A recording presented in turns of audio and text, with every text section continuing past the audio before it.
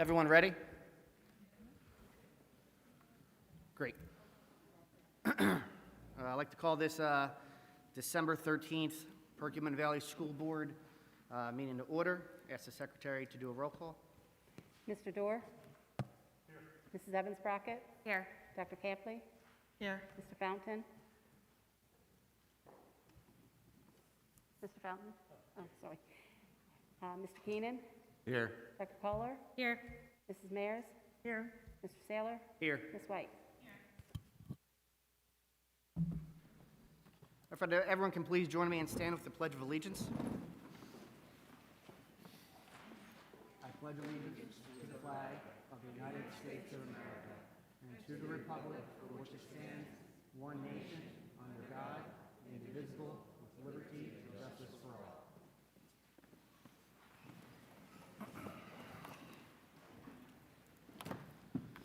The mission of the Perkiomen Valley School District is to cultivate an inclusive community of learners empowered to grow intellectually, socially, and emotionally. Do I have a motion to approve the agenda as presented? I have a motion by Mr. Dorr. Is there a second? I have a second by Mr. Fountain. Any discussion? All in favor say aye. Aye. Against say nay. The ayes have it.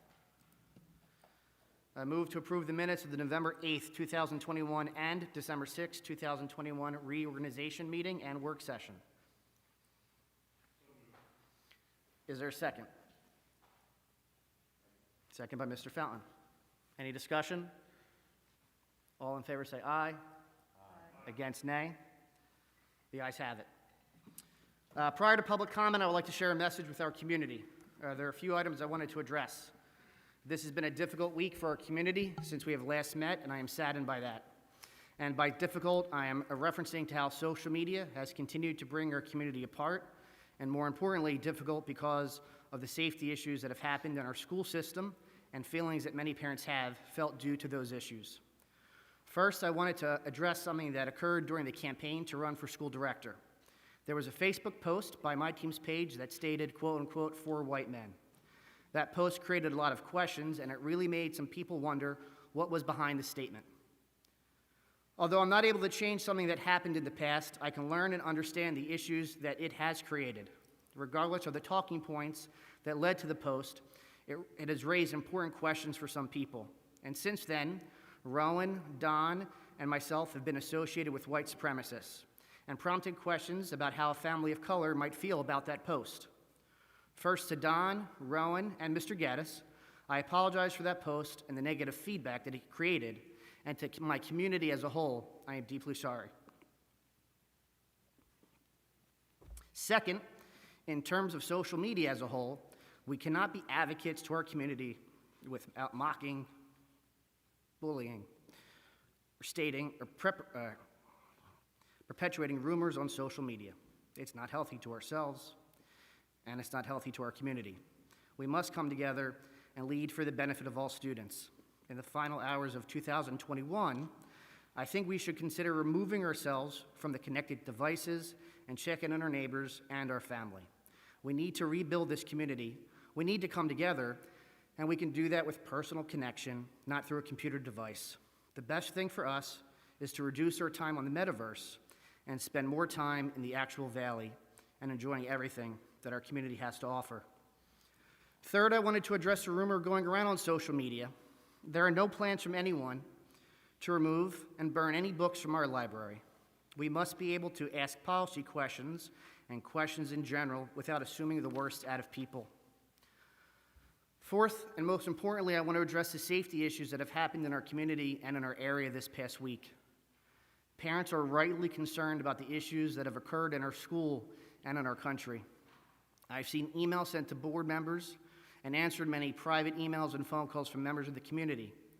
These are not items that school board handle, but I'm appreciative of the time that our school administration has afforded me in answering and ensuring that we put the most specific information allowed by law. This is the most crucial item our school ever has to worry about, the safety of our students and of our staff. I hope the administration identifies any potential gaps in our system and work to create an even better plan. Fifth, the board will be making changes to how committees run.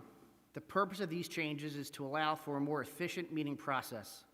The committee meetings are the most important meetings our community and our school board can participate in because they offer the voice to any interested school members and of the topics that are being discussed. Committees will be chaired by district administration, and each committee will be joined by up to 4 board members. When committees want to advance an item in the work session, they will take a non-binding vote, very similar to a caucus or steering meeting. The vote is non-binding, but is intended to facilitate more conversation at the work session. An example would be the Education Committee that advanced the topic of spending $105,000 over the next 6 years for Star English, which is a research-based reading screener. The committee voted in opposition 2-3. This would potentially allow for debate, a conversation to take place with the whole board and admin during the work session. These conversations are crucial to our success and allow each committee person to inform the board and public their views during the work session. Similar changes might happen in our normal business meetings in the months ahead, all in an effort to advance dialogue and debate. Lastly, I'm going to attempt to not deliver any more of these reports. I understand my role as board president, and I'm honored to hold this title, but in these meetings, this is truly a board of 10. To my fellow board members, at the end of these meetings, there's an agenda item that allows comments from the board. Very rarely have I heard comments made. I want us to think of this as an opportunity on the agenda as good and welfare. This is our opportunity to mention upcoming events, items of personal concern, and anything that did not fit into the rest of the meeting. This is our opportunity to connect and build a rapport to our community. We are all in this together. With all that being said, we will now move into public comment. Policy for public comment allots the speaker 3 minutes to speak on anything they wish. And our job, and when I mean our job, and that's everyone in this room, is to listen, to remain silent, respectful when that person speaks. There might be something stated that I might ask Dr. Russell to comment on or make a note of after a particular speaker as well.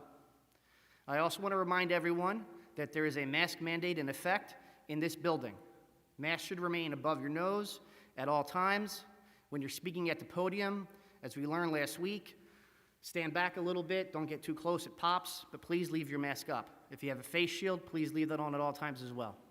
I appreciate the opportunity to move the President's report up to the agenda and the time afforded by me. We will now move on to public comments. And Dave Viola said you were not sure. Dave, would you like to speak? Not this time, no. Thank you, sir. Mr. Gale?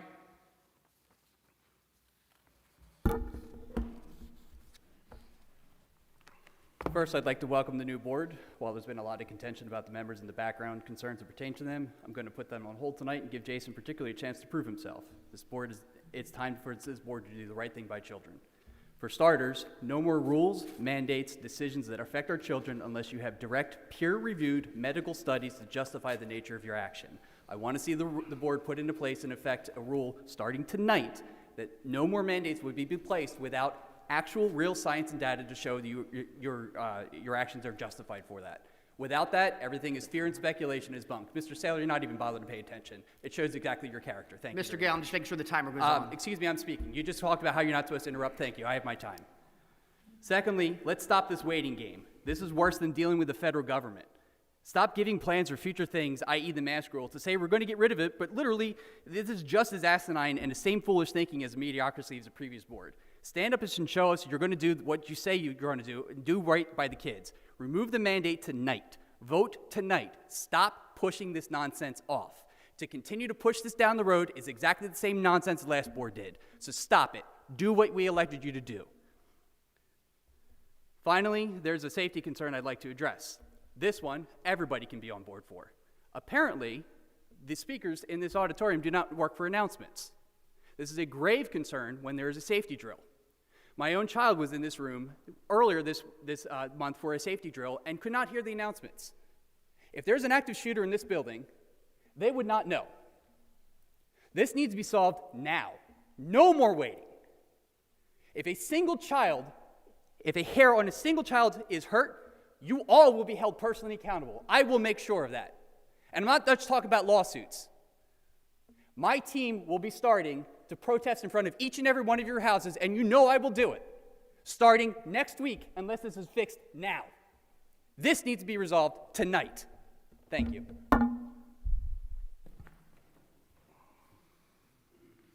Amanda Martino.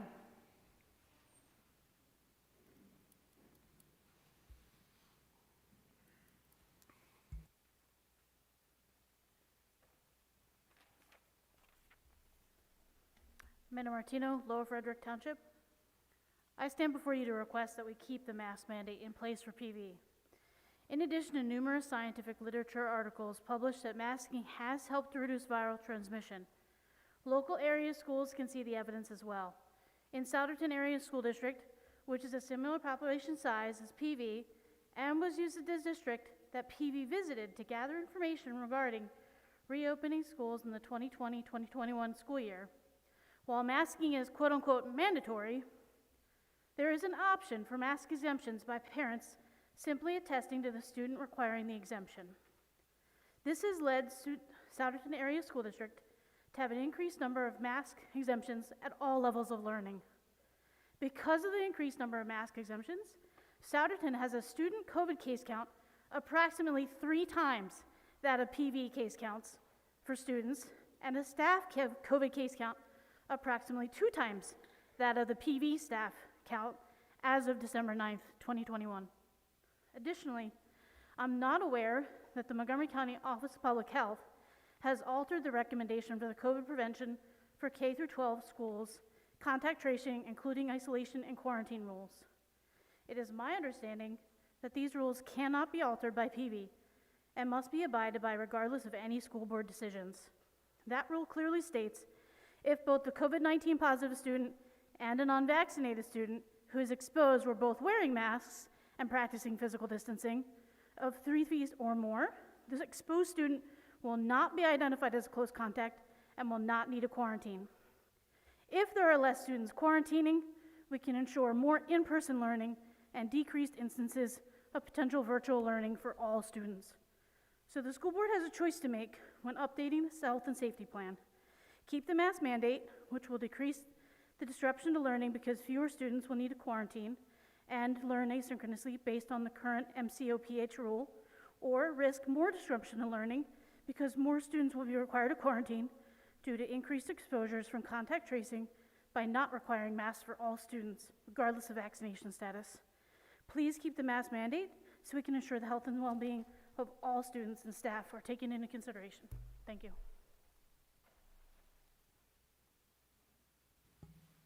Christina Bocce.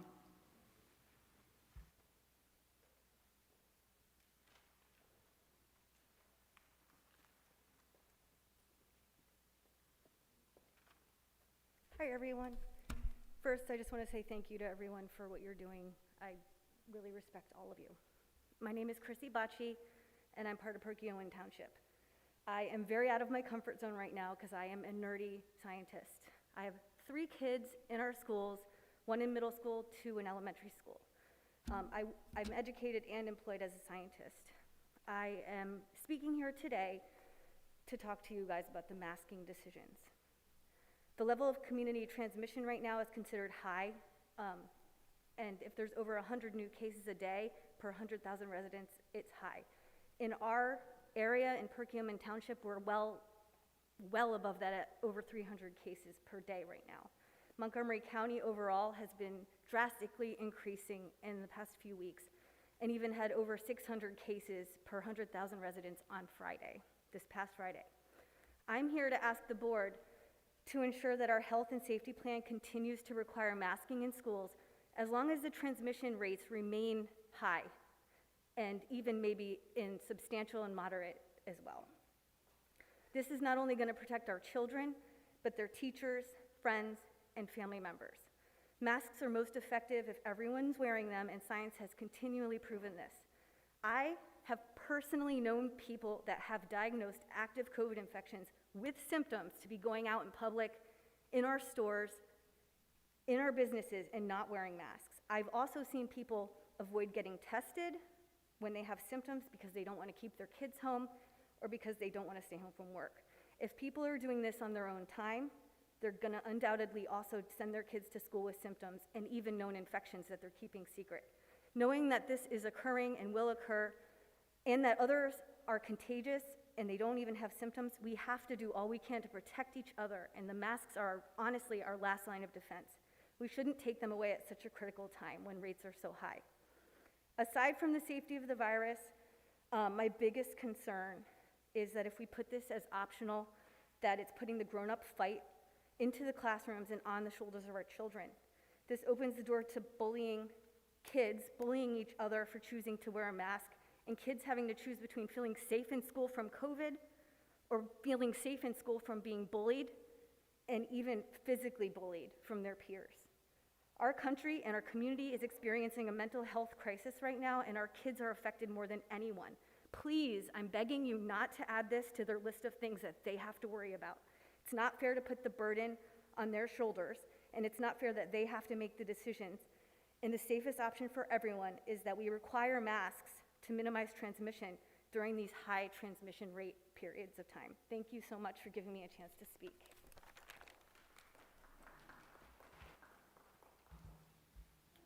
Mr. Saylor, I would request a board recess until all members of our audience can put masks on, as is the current mandate. Why don't you worry about real things, like the kids? Can we just, could you put your mask on? Just put your mask up. Oh, okay. That's fine. Maybe we should wear them at the pool. I don't believe, I don't know if we have any way of verifying the mass exemption, or if any mass exemption was applied for this person attending this meeting.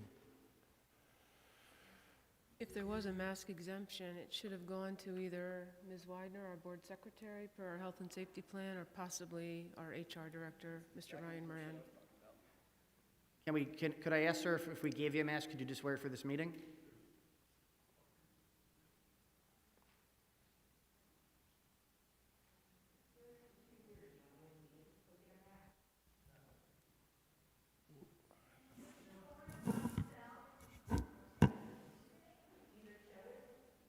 I ask decorum from the crowd, please.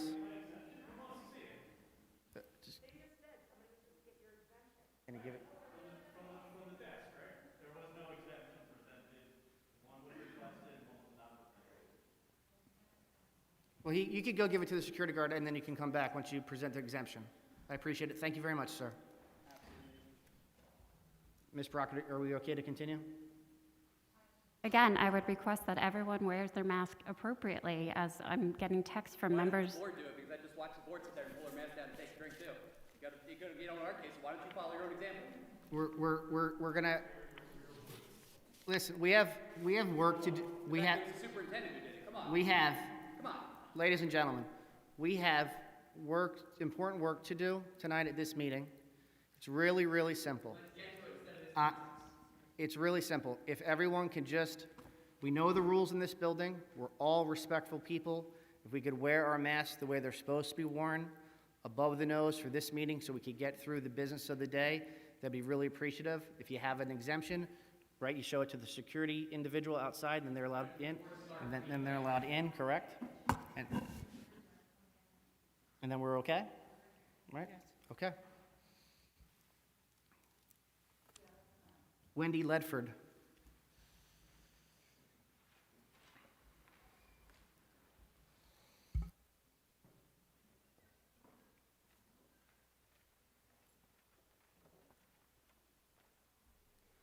My name is Wendy Ledford, and I'm a secretary at Schwenksville Elementary.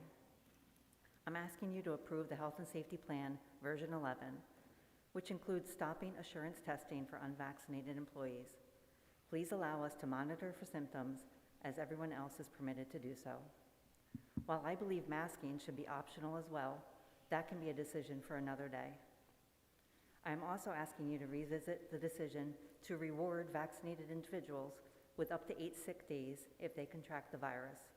We all know that both groups can get and spread the virus, and the unvaccinated are being punished for following our religious, moral, or medical beliefs against the COVID shots.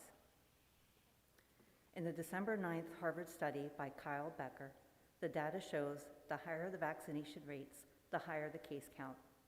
Of the top 5 counties with the highest percentage of fully vaccinated, the US CDC identifies 4 of them as high transmission counties. There is no real-world evidence that vaccines stop the spread of COVID-19.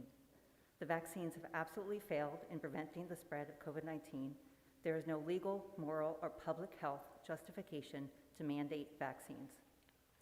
I am asking yet again to allow everyone the freedom of choice when it comes to assurance testing and to not discriminate against the unvaccinated by not providing equal additional sick time to unvaccinated employees who contract the virus.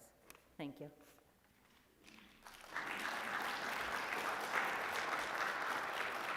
Luke Pepper. Luke Pepper.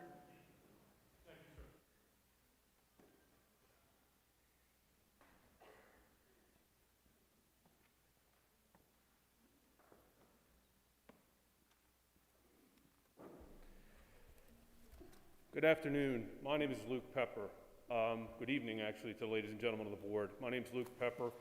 I've been a resident of Perkiomen Valley School District for 12 years. I have 5 children in the school.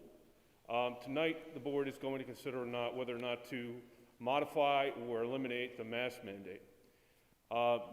Basically, I've heard many things tonight about, is there science supporting mask transmission? Since at least 1910, we have found through peer-reviewed literature related to the Manchurian pandemic that in the Wu study that there was 80% end of transmittal between people. So we have 80% of people not getting it through using of masks. This is consistent through all the literature that I have looked at through my career in public health. So right now we're hearing it's not fair, it's not right. Mr. Saylor earlier read off the mission statement of this board, and this is not an attack on Mr. Saylor, he just read it. And I think in order to be true to the mission statement, in order to be true to your oath, the board, the mask mandate must be kept. The reason it must be kept is we do not know who has COVID. There is a big push in this community against vaccination, whether it be older people, younger people, school-aged.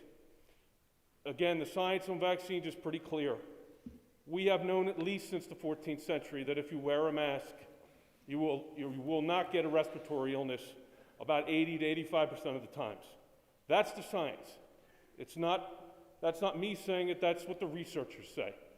In the pandemic period, all the studies have come up that masks are the #1 protective measure that needs to be taken by either school boards or government entities. When these school boards and government entities do not mandate masks, they lose the faith and confidence of the group they're supposed to represent, the school students. We as a group must stop these politics, the politics of vaccinations, the politics of masks. There's absolutely no scientific basis to say that having a mask on is harmful to our children. We all want our kids to have in-face instruction. Back in March of 2020, we had in-person instruction because there was masks and there was vaccination starting. Now we're going to step back because everyone wants to have a political issue to run on. This is not a political issue. This board or anyone in this audience should run on, because these children get COVID and die. Then you're going to have to answer for it. And the science is very clear. Thank you. Can he be removed? Can he be removed? He's commented 6 times during this event. There's an issue with myself and Mr. I have Pepper. not said one word to this Mr. gentleman. Pepper has got an issue with me personally. This is ridiculous. Let it go. I would ask all members of the public to He came address after me. the board and only, Get out of the board, so, Calvin. gentlemen, Get out of the board. gentlemen, I'm going to ask the public to address their comments to the board pursuant to the prescribed procedure and not to yell out during this proceeding as that is against the rules of decorum. I agree. He spoke to me. He attacked me. I understand, sir, so I'm going to ask everyone to follow those rules at this point and going forward. Valerie Drury.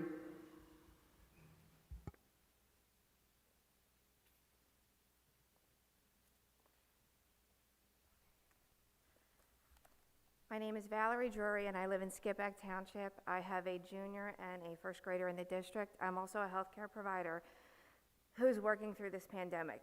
I am concerned about the possible abrupt removal of the mask mandate within our district.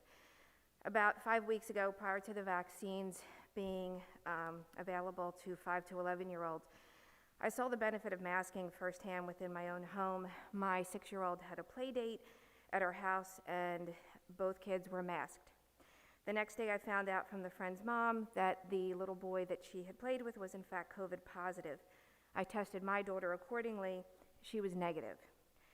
I feel the mask stopped the transmission of this virus. Without something concrete in place, we are left to independent symptom monitoring at the time of an elevated transmission, especially with holiday gatherings. Cases are on an uptick, along with hospitalizations. Hospitals and staff are at capacity and overworked. Last week, Grandview Hospital in Sellersville was on divert, secondary to no bed availability. Sadly, we are divided as a nation, as a community, and as a district. Let's be the PV community that we know, love, and share in. We are all here for the children, our children. It has always been about the children. Board members, you volunteer your time, effort, and energy with one focus in mind, your shared commonality, our children of this community. That is the platform you ran on. That is the pledge you took. Keep that as your focus. I want to see the mask wearing end, but not before it serves its intended purpose.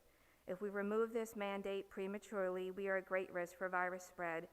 My concern is not just for the student body at large, but specifically for our most fragile learners, those who are immunocompromised and those with special needs. My fear is classrooms will close and will need to return to virtual learning.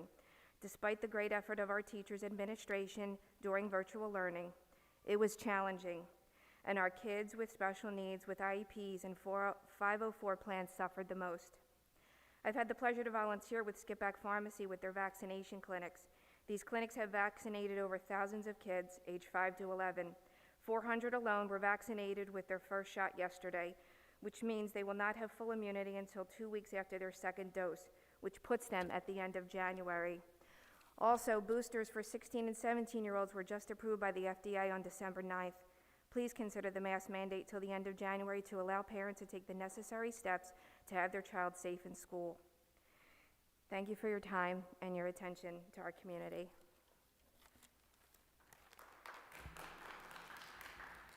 Keith Fry.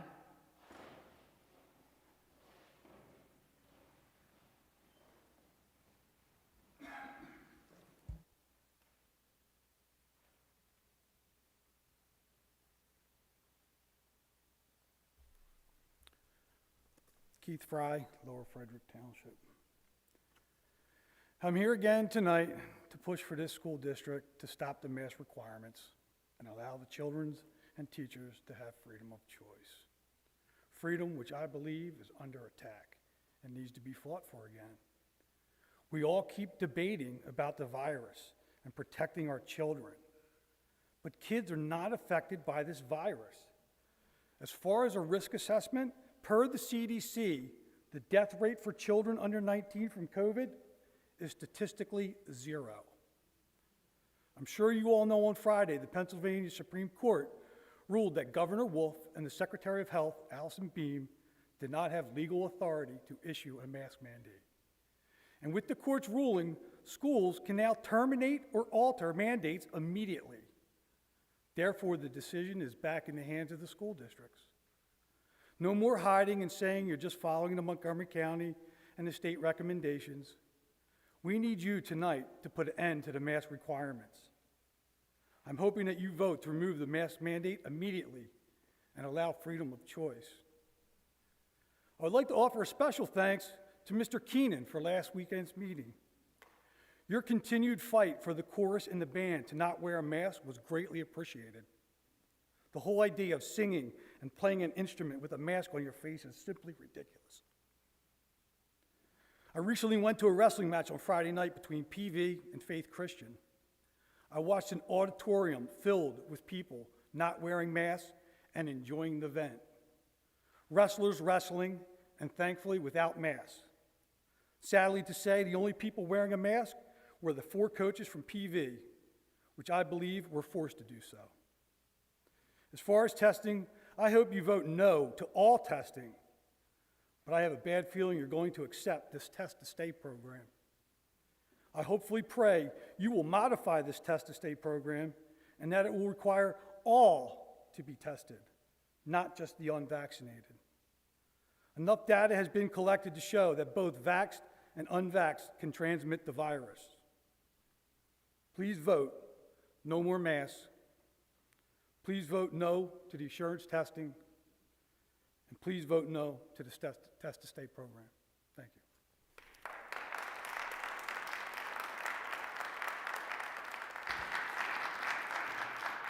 I apologize, I just have a first name, Randy. Is there a Randy? I just have a first name.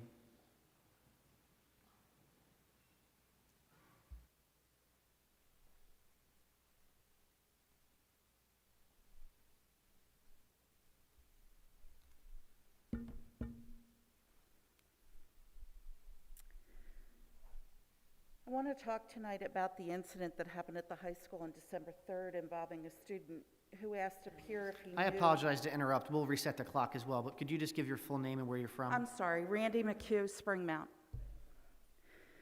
I wanted to talk about the incident that occurred on December 3rd involving a student who asked a peer if he knew where he could get a gun, said he needed it soon, and followed with something to the effect of, "These girls are going to pay." And then he sat through the rest of class with his head way back in his hoodie, wringing his hands. The student he approached with his questions was understandably shaken, and after confiding in a friend, he reported the incident to security. He also let his mom know what happened, and she contacted the school. I'm not privy to the details of the exchanges between this horrified mom and school officials, but I do know this. The mom contacted the school on Monday morning, 3 days after the incident, in part to ask why parents had not yet been notified. On Monday afternoon at 1:46, we were notified with a very vague email. Also on Monday morning, the mom called the state police to report the incident, which should have been done by the school on Friday, but was not, according to the state police barracks. On Thursday morning, immediately after hearing the incident's details, I posted on social media asking if anyone else had heard anything about it beyond the mass communication. I also emailed Dr. Moss and Dr. Russell asking for a better explanation, which I have not yet received. But on Thursday afternoon, we received another mass communication stating that since the time of the original reporting, more individuals had brought forth information, and based on that information, it was determined that the students' comments constituted a threat. The protocols for handling a situation like this one are pretty comprehensive, but clearly the process broke down somewhere. And the follow-up email did not serve to quiet concerns, but raised new ones. If the protocols were followed, why was additional information obtained 6 days later? And how is it that additional information received was enough to tip the scales, determining at that point that the comments constituted a threat? The students' comments that these girls are going to pay, as was immediately reported, was all any reasonable thinking person should have needed to determine that a threat was present. This incident was handled poorly, and by the grace of God, the result was not tragic. Human beings are not infallible. Mistakes happen. You can't have a do-over, but what you can do is learn from what you got wrong. Own it, acknowledge it, and fix it so that it doesn't happen again. Not send a follow-up email that serves only to raise more questions and doubts. about your plan's ability to keep our kids safe.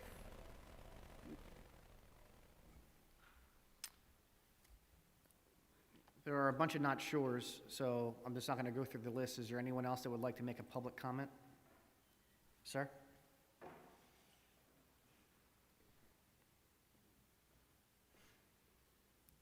Hi, Lance Silver, Perkiomen Valley School District. I have 3 kids in the district, and masks have given to them depression and driven one to an eating disorder. And these things happen because it's unnatural to look at a sea of masked faces all the time. It's weird. You're supposed to see smiles, expressions, faces, expressions that show love. But they don't get to see that now. They have to look at these ugly masks all day. And it's really sad. And it messes your kids up, messes my kids up.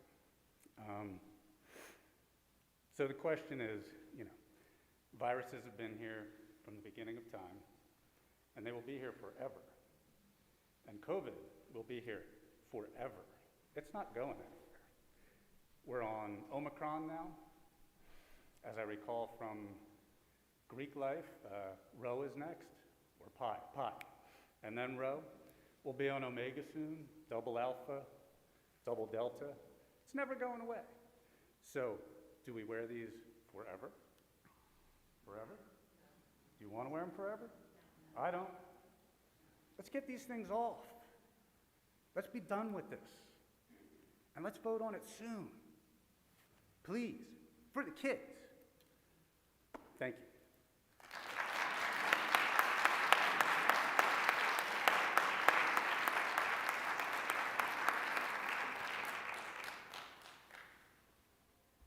I'm Ashley Breese, Skippack Township. In reference to tonight's vote, I simply ask the board to please vote with all PV students in mind. I also ask the more effort go into the topic of antibodies testing versus the vaccine and test to stay. After the vote, I think attention needs to be turned to more pressing and concerning matters. I often get asked on social media groups how this board affects me. As some of you know, I not only pulled my children from this district once, but twice. However, my husband and I still pay taxes, and as a taxpayer, parent, and educator turned Som, I care about the students in this district. These students are my kids' friends and my friends' kids. Enrollment is dropping in this district, and along with it will go value. A friend asked me before I pulled my kids to wait until after Election Day. I said no, because the problems are so deeply rooted, it will take more than just a new butt in a chair. School violence has become a hot topic for teens on social media platforms like TikTok. Recently, not only were 2 of our schools threatened, but this also happened in other school districts in the Mchugh and Bucks counties, as well as across the country, from fistfights in our own hallways to fulfilled shootings in others. It was no surprise to me that this has become an outlet for our children to express their emotions. They've lived through 2 hate-filled elections and witnessed violence advertised as a way to solve problems for the last 2 years. We are beyond the threshold of locked doors and bulletproof windows. We are now within the confines of young minds and their emotional roller coasters they ride on. Hate is a huge issue in this district, along with division. My question for the board tonight is, what are your plans moving forward to help our children through such an unhealthy coping process? Must we continue to divide, or is there still time to reteach respect and honor morals and values? And how do you plan to uproot this hate and division within our own district? This goes beyond coping with COVID, as our students have witnessed far more divisive topics of conversation. We are consistently seeing it flood our schools and district Facebook groups for parents. We are becoming a very divided community. And before anyone preaches about hate has no home here, I find that hard to believe when candidates turn down meet and greets due to fear that businesses would face retaliation. I do not want my children growing up in a world where discrimination is the cool thing to do. Because whether they are in PV walls or private school, they are still here, and they are still part of the heart that makes up PV.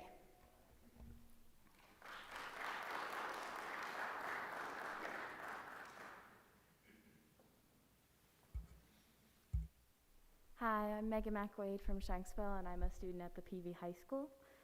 First, I wanted to say thank you to the board and the principals in PV for trying to keep students safe with the mask mandates kept in our schools. To me, masks have been helping to keep our numbers down and allow students to have a pretty normal year. Obviously, we have masks still, but we are at least allowed to be in school. Something I wanted to speak about today is how discouraging it is to sit in these meetings or watch the live stream and see parents yell at the board members in the room. The board is trying to do what they were elected to do and to see the work be pushed back because the community cannot sit quietly is disgusting. You are free to have your own opinions on mask mandates and other topics, but it is not correct to act in a childish and unmannered way. I know many of you probably don't recognize me, but I know many of you in this room. Many of you have attacked me on Facebook, telling me I know nothing and that I'm just an idiot who is too young to know what I'm talking about. I ask you not to take your frustrations with the ongoing pandemic out on students making innocent posts or trying to put their opinion in on a topic in conversations. Finally, I have worked closely with Dr. Russell, Ms. Evans-Brockett, and Ms. White, and I can truly say that all they want to do is help our school district become better and keep us safe. If I, as a student, can sit quietly through these meetings, so can the parents in the audience.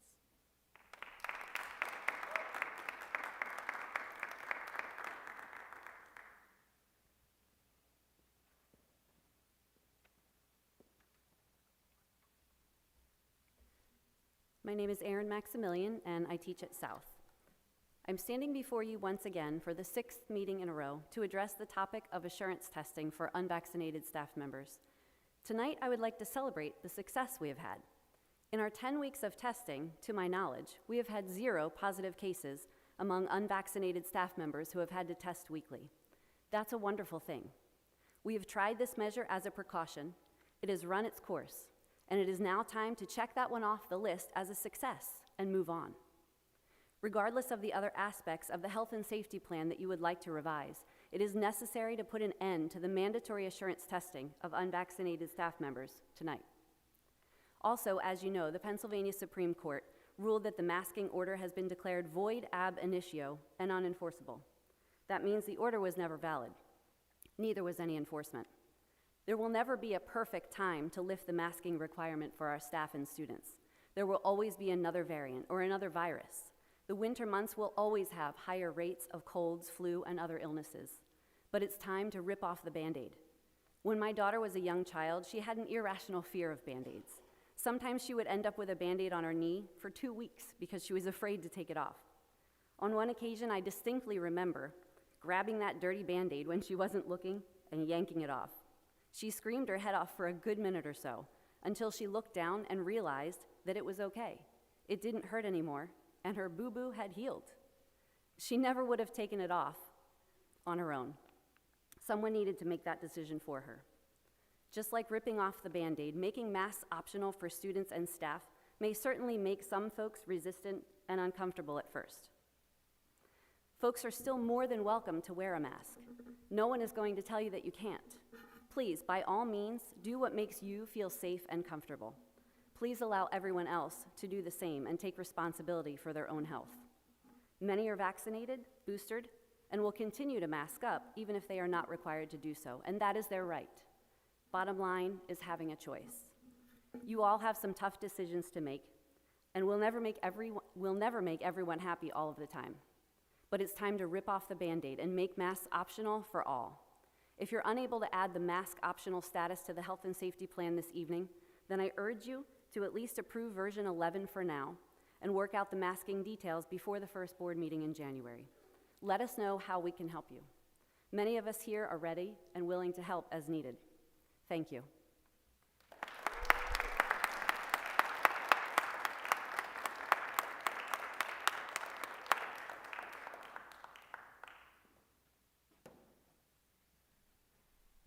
Donna Fury, Trapboro. The Supreme Court ruling regarding the mask mandate is no longer in existence. It was never legal to begin with. I hope tonight that our board votes mask optional for all students. If that means wearing a mask for some, then they should have that right as well, but it should never have been enforced and mandated for everyone's child. There is no one-size-fits-all or legal act when it comes to restricting a child's breathing. If it was never legal for the state or county to impose, then it should not be legal for our school district to restrict our child's breathing either. Central Bucks, Penn Ridge, and Council Rock have been mask optional since the start of this school year, with many following suit since this week's announcement. I was here last week to voice my concerns over the mandatory masking of our choir and musical students. I would like to take this time to thank Rowan Keenan and the members of the board for taking my concerns last week to heart. Musical performers seem to have been forgotten in all of this.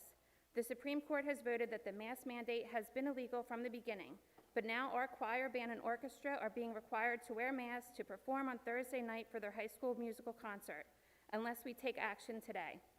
Students are free to wrestle and play basketball without masks. The choir deserves the same respect and freedoms as our athletes. The health and safety plan was amended when the athletic director spoke on the behalf of the athletes at a school board meeting. These kids in our musical department have fell through the cracks.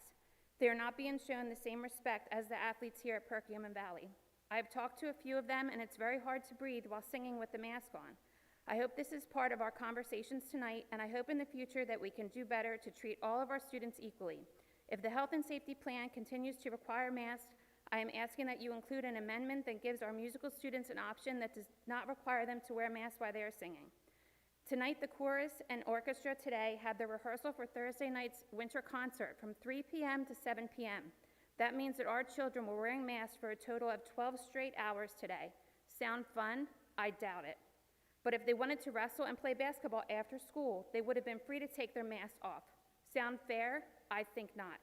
I'd like to leave you with this. LaSalle's high school choir had a concert this week. They were able to sing without masks on. How is this safe at LaSalle but not in Perkiomen Valley? St. Joe's Temple University basketball game this week had players and students guests without masks on. It was also brought to my attention that Perkiomen Valley Chamber of Commerce have been having meetings with over 100 people in attendance without masks. Our students can go to Vincent's across the street, shopping at malls, parties, and restaurants, but they can't sing a few songs without a mask on at PV. If these masks don't come off our students soon, maybe we should all start a petition to teach our children in local restaurants because it must be safer than school buildings that are funded by our tax dollars. I also received an email from Middle School East for last week's chorus concert that guests had to sit every other seat. I did not receive an email before this school board meeting with the same direction. It must be safer to sit closer together at the high school, but not at PV Middle School East. Also, one other thing, the cabaret, our children got up and they could stand in front of a microphone and sing a song without a mask on. We don't have that same freedom here. We can't hear the board when you guys are speaking, and we can't hear the speakers. It's extremely unfair. Thank you. Thank you.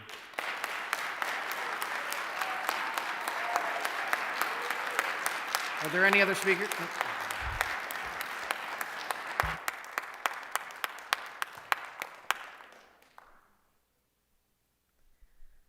Brianna Hendricks, Swanksville Elementary. I was happy to see discussion last week that appeared to be driven by a board member hearing the plea of someone who spoke. This gives me encouragement that I too am being heard. While I enjoyed the discussion about unmasking our choir members for their performance, I feel it took away from the health and safety plan that was being offered. Please vote tonight to approve version 11. Let our athletes test to participate in their tournaments. End assurance testing. You can approve all these things now and still have the debates on people wearing masks at a separate discussion. It is an important discussion that we need to have, but it does not have to be approved right now with this health and safety version. You can approve the health and safety version and still continue to discuss the masks. It is not an all or nothing situation. As I have spoken at multiple meetings now, I have had vaccinated and unvaccinated staff come talk to me about assurance testing and how they feel it is a form of bullying. We are constantly talking against bullying in our schools, yet the district is bullying their staff members. Our district likes to talk about inclusion and equality. You recently posted on our Facebook about all human, all equal with the hashtag PVSD, all means all. Yet you are not treating your staff that way. Multiple religious and medical exemptions have been denied. You are not treating all your staff equally. All does not mean all here in PVSD. Take the first step tonight in that direction by ending assurance testing. Continue in that direction by giving all staff members the same number of additional sick days if someone gets COVID. It is time to stop bullying staff for their medical conditions and religious beliefs. Thank you.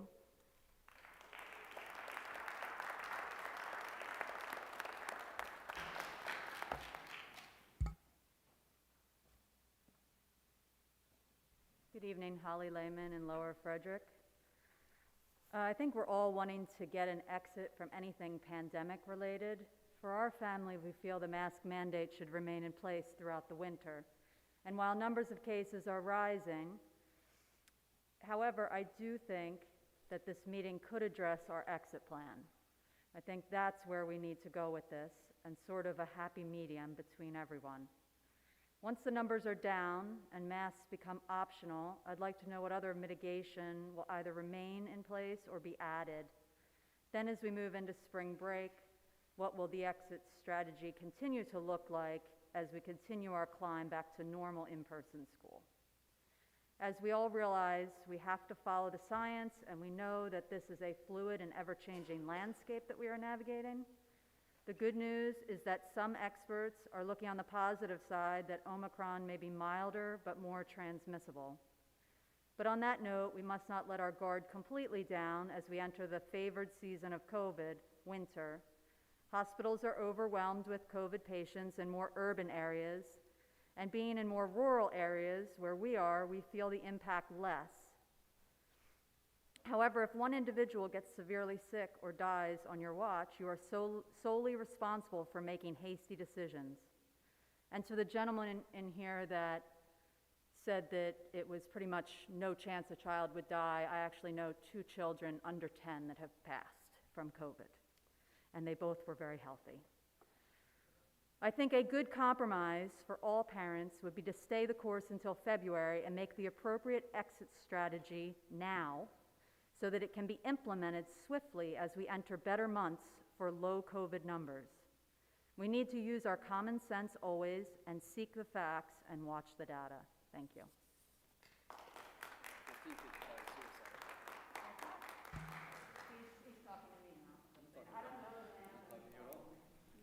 Are there any other discussions?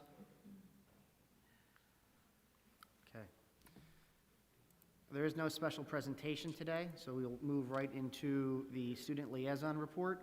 Mr. Christian Seibel, who is a Perkiomen Valley High School junior, and Mr. Matt Schaefer, who is also a Perkiomen Valley High School junior.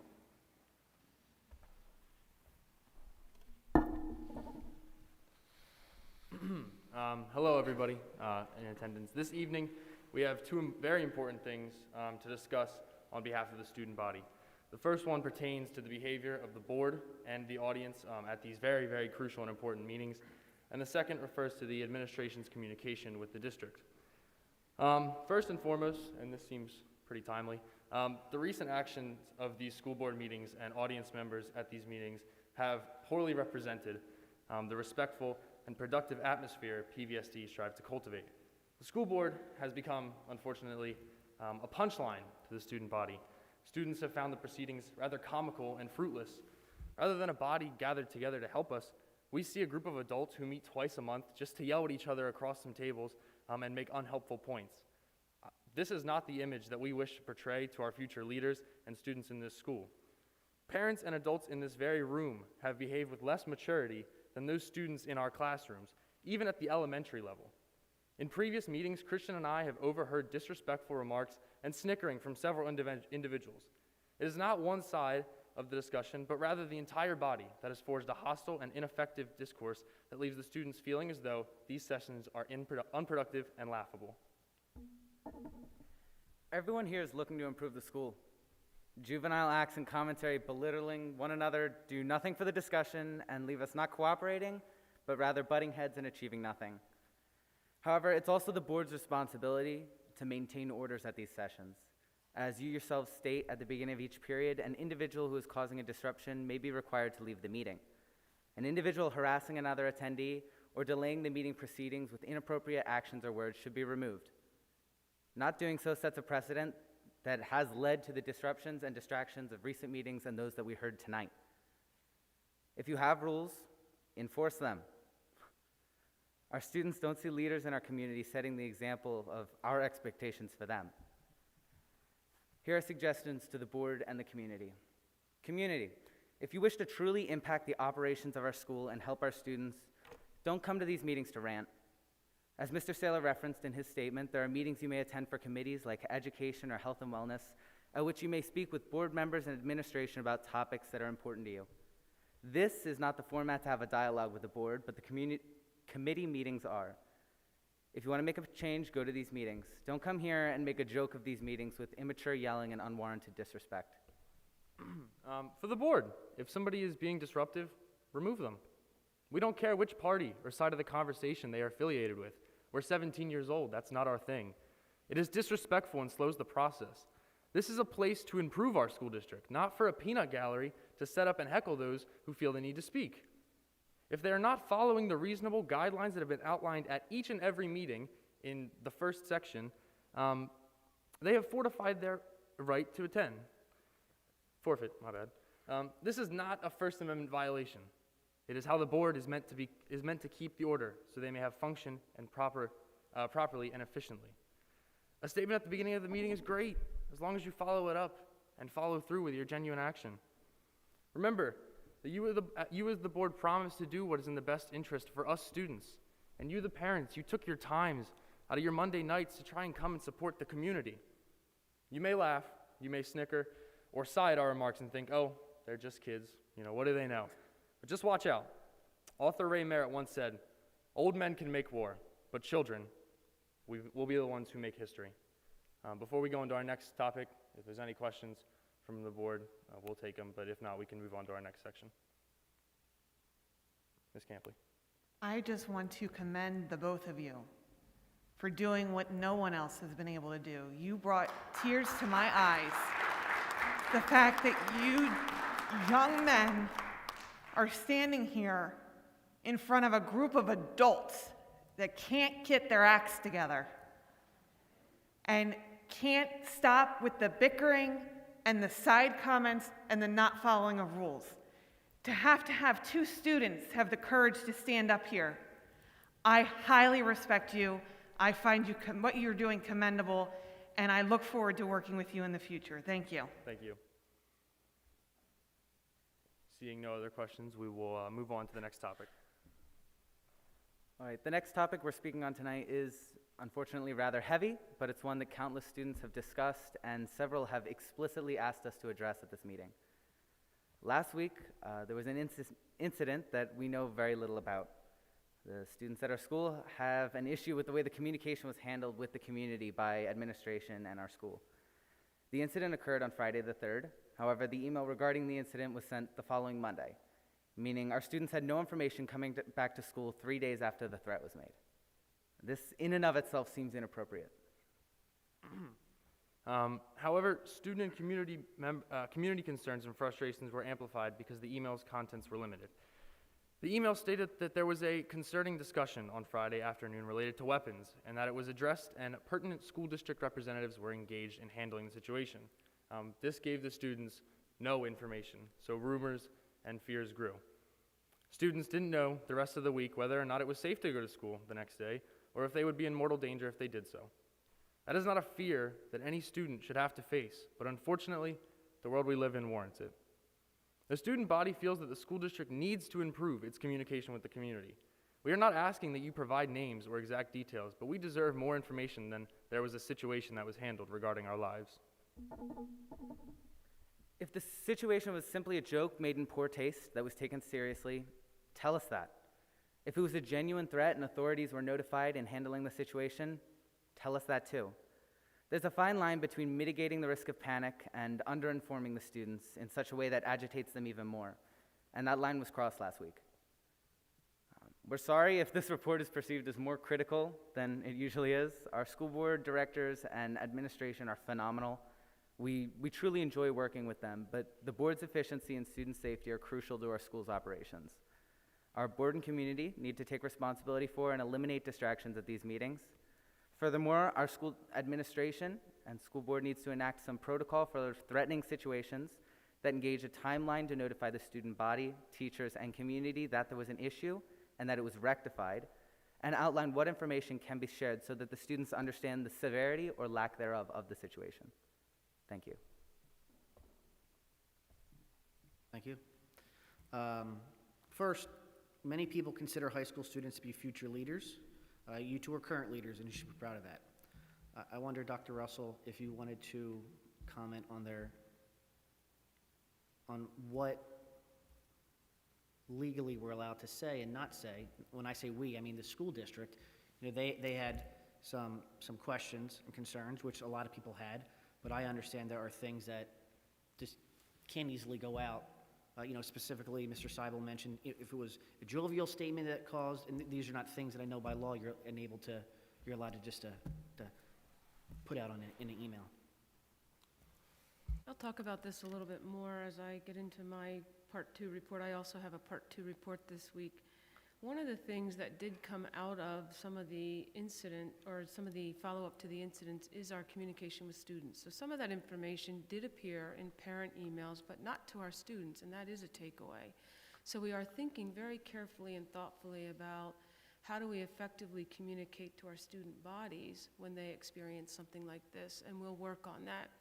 I'd also invite the two of you to sit with me and have some conversation in a more intimate setting about what occurred and how we might follow up, what else we might think about, and maybe we dive a little bit deeper into some of the things that you have taken away.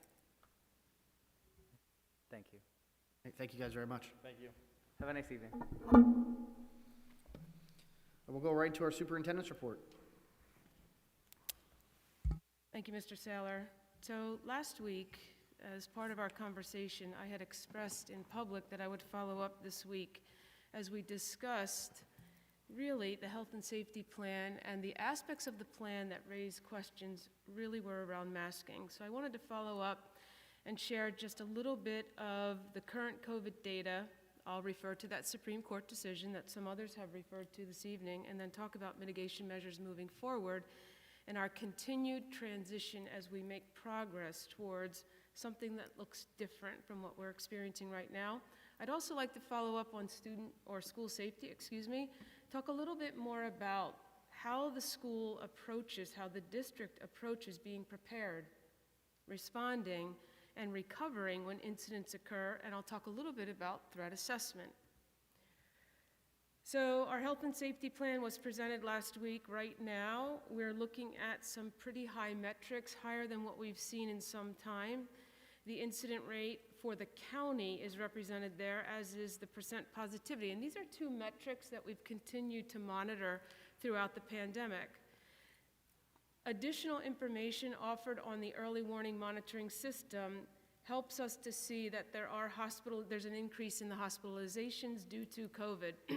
So we monitor these metrics, and we look to the Office of Public Health, the local health agency, that provides guidance to us as we prepare health and safety plans for the school district. We can drill down and look at local data.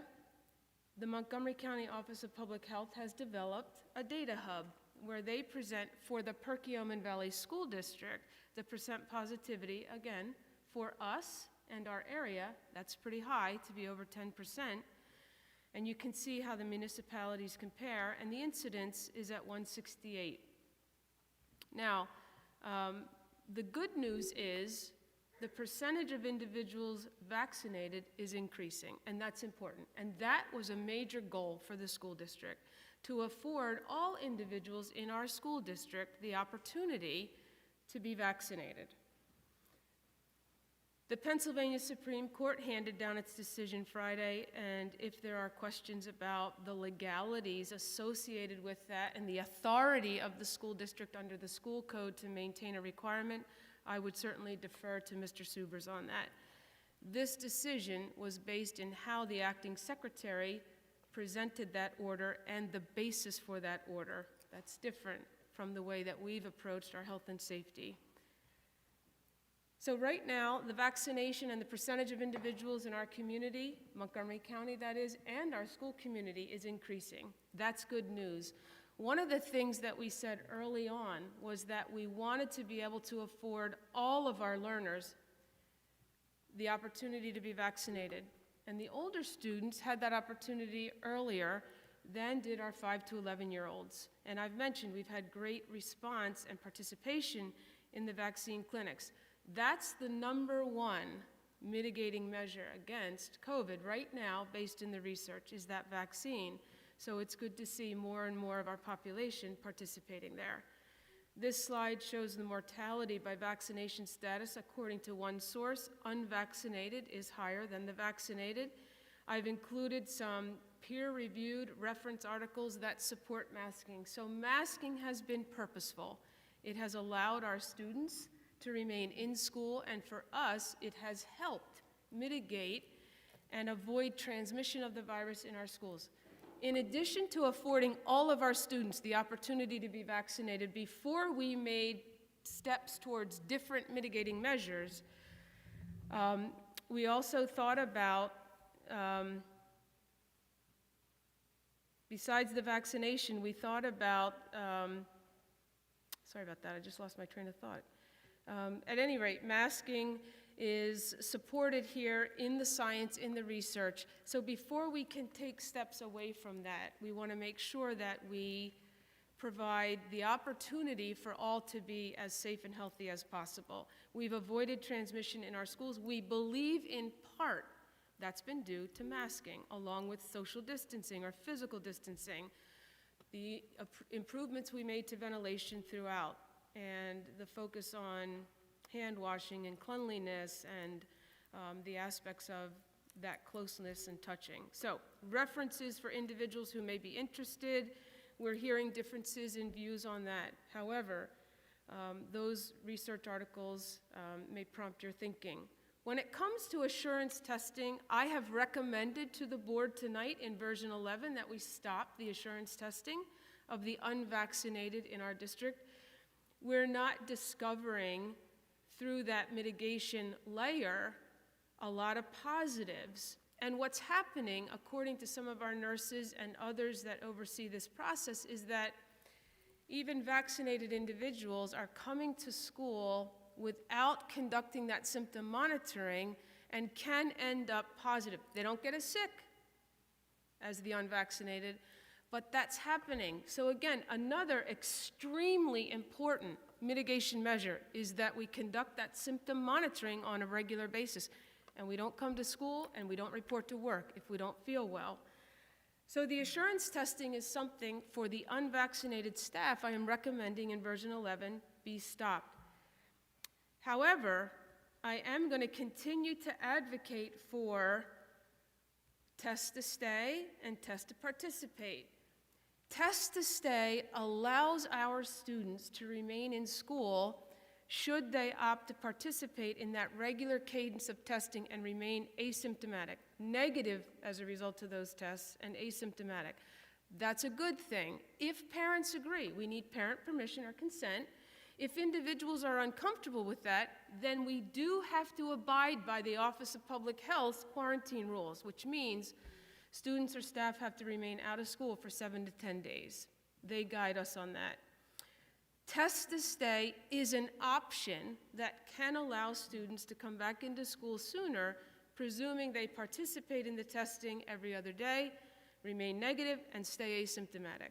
They don't have to miss school. Now, if we shift our masking rules somewhere down the road, and I appreciated the consideration for progression, exit strategies, additional mitigation measures, or the transition to something different, we need to think about what happens when we have fewer students in our schools without masks on. It just means not necessarily that more students will transmit COVID. It does mean more contact tracing for the nurses. So that's something we have to think about. And as an admin team, we've already started to think about the systems that will help us deal with the logistics of that. Down the road, that may occur, and we want to be ready. But test to stay can be viewed as a positive strategy to keep our students in school. But individuals do not have to participate in it if they're not comfortable doing that. So please know that. Test to participate, as has been mentioned, really supports our student athletes who are in a position to be vaccinated or present a negative test result. This is just some additional information. This is reference information. It will be a part of the slide presentation posted in board docs around the county's definition of close contact, the exemptions for schools. We now are able to be 3 to 6 feet apart before students, student to student, masks on, are identified as close contacts. So, moving forward, in response to the PA Supreme Court decision, and last week we talked about masking, and my task was to come back with the what-ifs, or the prompts that might lead us to. The Supreme Court decision leads me to feeling like those conversations are going to come sooner rather than later. In the event the district wishes to consider a shift, I am recommending the following considerations, and they're listed there. 1, all students and staff be afforded the opportunity to be vaccinated, and we are very close to that. Today, the 13th, represents 2 full weeks since the second shot for our youngest learners if they participated in the first day of our clinic. So we're really close there to those 5 to 11-year-olds having that opportunity, again, if they choose to be fully vaccinated. 2, my recommendation last week and remains, let's get through the winter holiday season. As we move into January, in my view, it's a much more appropriate time because individuals will have had that opportunity to be fully vaccinated, to talk about or to act on the idea of making masks optional. In the event that does occur, masking will remain required on transportation as of right now, unless that rule changes at the federal level. We need to think about the time for contact tracing. And again, I mentioned a minute ago, we're talking about the sort of systems that our buildings might develop to help us keep track of that. That's a lot of work for our nurses. We've subbed out some of that work and gotten support. However, it's still a lot of work for them. Without masks on some of our students, that could magnify. If individuals do opt to participate in Test to Stay so that they can remain in school and not have to quarantine, they must wear masks. This is a tentative guideline coming out of the Office of Public Health. They've not yet finalized, but they are trying to work with school districts in the event we shift to masks optional to still afford this opportunity to students. It's very important, in my view, that we keep students in school as much as possible, and the Test to Stay will allow us to do that. However, if students or staff are participating, they will be obligated to wear masks, and the Office of Public Health has the authority to force us to do that. That can be a requirement. And then if we have specific classrooms with outbreaks, and knock on wood, we have not seen that yet, there is a suggestion to consider going back to masking in those settings where it would help mitigate further spread. That's something that warrants more conversation with our nursing team. However, as we think ahead and we consider the possibilities of shifting in terms of our mitigation measures, taking steps forward as more and more of our community is vaccinated, these are some of the considerations that I offer our board. If I may, I just want to share a little bit of information on school safety. This is a shared responsibility, and in follow-up to some of the comments this evening, and I'm happy to engage further not only with our student representatives, but with other parents in the audience or community members who may have questions. So I'd like to run through just a couple of the highlights that hopefully help you to know at a deeper level the considerations made, the responses on the part of the school district when it comes to safety. It is the highest priority for us when it comes to students, staff, and community. We think about it really in 3 overarching categories: preparation, response, and recovery. So how do we prepare ourselves for something? How do we respond and move through something, an event, an incident? And then how do we recover? What are the considerations that we make? This slide indicates a lot of the preparation items that we have as a school district that ranges from vestibules with cameras at each of our buildings, to panic buttons, to the Safe to Say anonymous reporting system, to the particular sort of resources, human resources we have to support our students and their behaviors. And you can see down the list, there's a variety of preparation items that have been noted here that support us being ready in the event of an emergency or an incident. And there are other aspects to our school communities that also offer us or lead us to being prepared, that include our student assistance programs, our multi-tiered systems of support, our positive behavioral intervention systems. We focus on school climate and school culture, and we want students to feel safe. We look to that social emotional learning. We want to be aware of where our kids are right now, because they're in different places versus where they may have been 2 years ago based on the circumstances of the pandemic. And we certainly have a suicide prevention and awareness policy that our counselors and social workers are very in tune with and supportive of. So some of those softer preparation aspects that we consider as a school district in combination with those physical features listed here. Safe to say is a system we've all gotten to know much better. Our students seem to move to it when they need to. That's very much appreciated. We advocate when you see something, say something, and don't be afraid to report something to a trusted adult. In our situation, in both situations that were recently communicated to our community, students came forward, and that's exactly what we want them to do, and it's very much appreciated. They can submit a tip either through a mobile app, a phone number, or a website, and it's anonymous. We get contacted immediately from Harrisburg when they receive a tip from anyone in our school community. There's a list of individuals, and sometimes they make a personal call if they want us to contact police and do a safety check. So the system has been extremely supportive when information has been submitted to them. So we're appreciative of this anonymous tip system and how it works for students. As we talk about preparation, we also think about how do we prepare our staff and the adults in our buildings. We professionally develop them. We move our students through practice drills, practice responses. So we're now moving from preparation to response.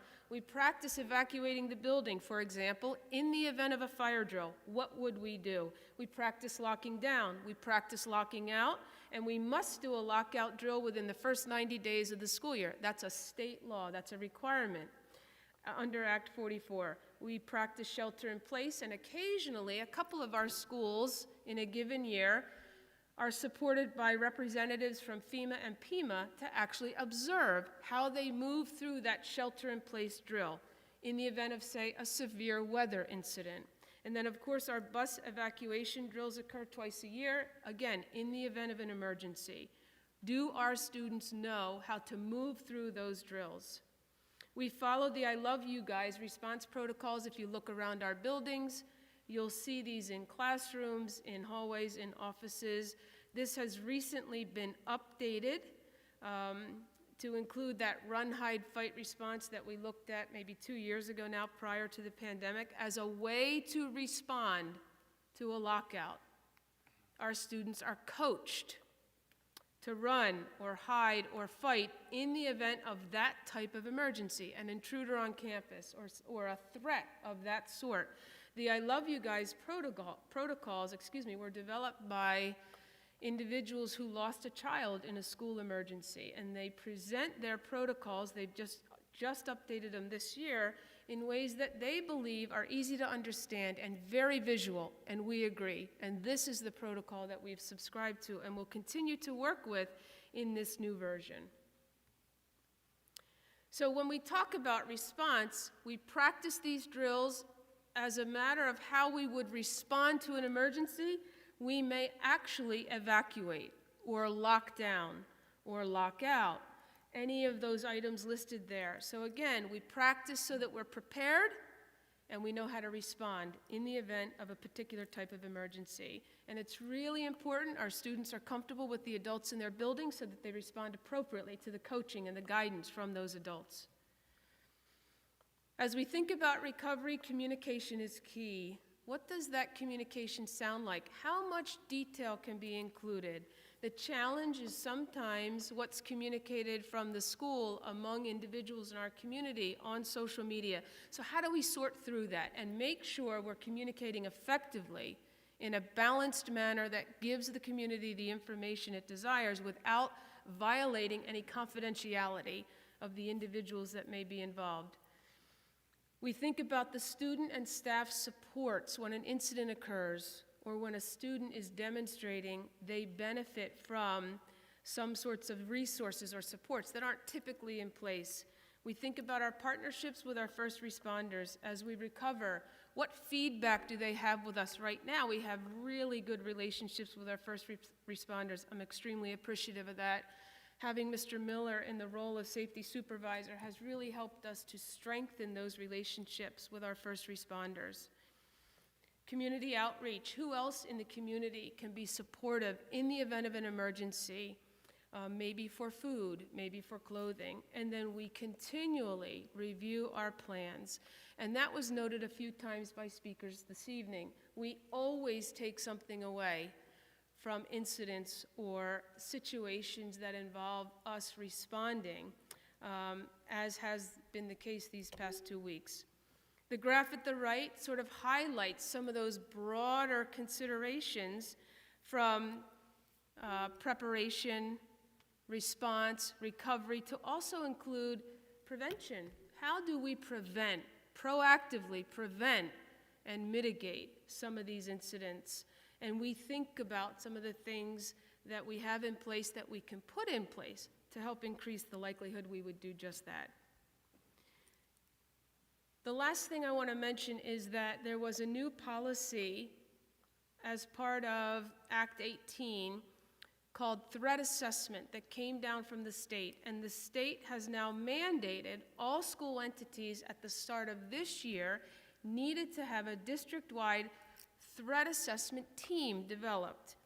And that team can be comprised of these sorts of individuals from the school community that work together as a team to identify, investigate, respond to some of the planning, some of the aspects that go along with a particular threat. We do have a district-wide threat assessment team. They've been trained, and they're planning to transition that work to building level teams in January 22.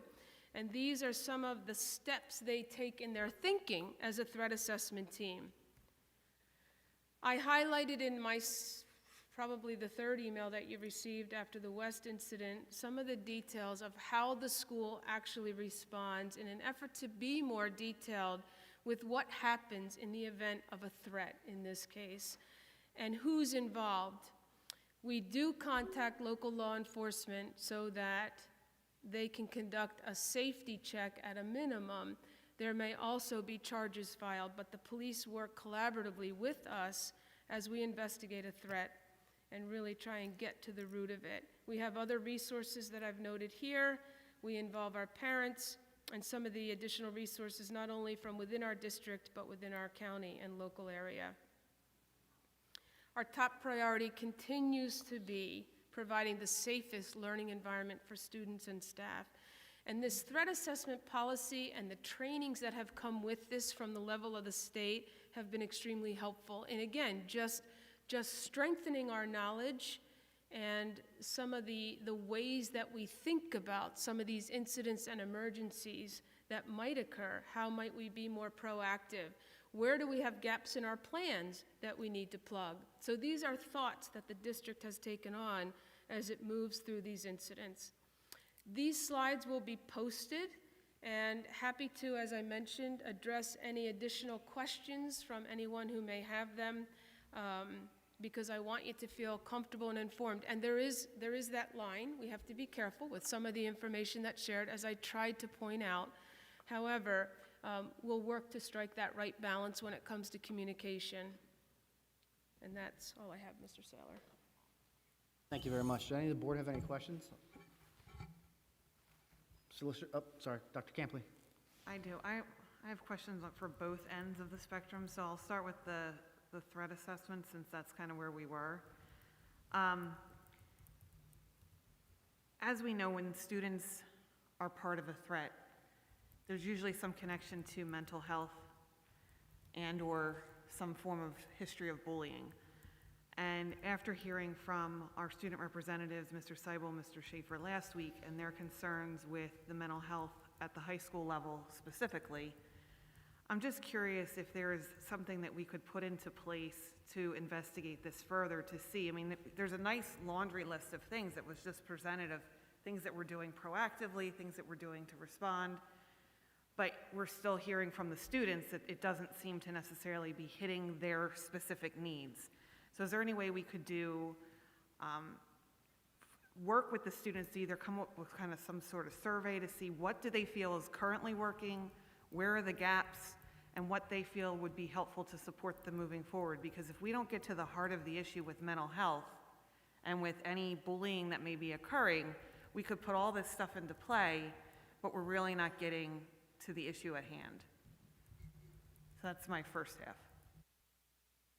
So just to respond to that, absolutely. And I would like to follow up with both Mr. Seibel and Mr. Schaefer, as well as other students. I have at times met with groups of students from different buildings, and I think it would be really helpful to capture where our students are. As I mentioned, I think that's an area where we really need to think about how we can improve, which is that communication to our students, with our students, when an incident like this occurs. So I'm more than happy to meet with our students and learn more from them. I know the high school recently administered a survey as well, and some of it connected to school culture. We can look to those results too. But yes, we'll continue to work to learn more and make sure that if there are changes that we need to consider and implement, we certainly do that. Thank you. And then my other set of questions is kind of going to the masking. I'll be honest, I was very excited about the whole vaccine coming out for the younger kiddos, and that we would be to a point where we would be talking about mask optional, just because, you know, we want to find a happy medium between everybody involved. But unfortunately, we have Omicron, which there's a lot of unknowns to, and we're finding the transmission rate is very high, such that we just had 588 cases documented between the 7th to the 8th by Montgomery County. And when we looked at the numbers for the 9th to the 10th, it jumped up to 889 cases with 7 deaths, which almost doubles the amount of cases. So my concern is, and these are just a list of kind of, not necessarily looking for answers tonight, but, you know, if we go to no masking, or not necessarily no masking, but masking optional, you know, we have to think about, do we have enough substitutes available if and when the teachers are sick?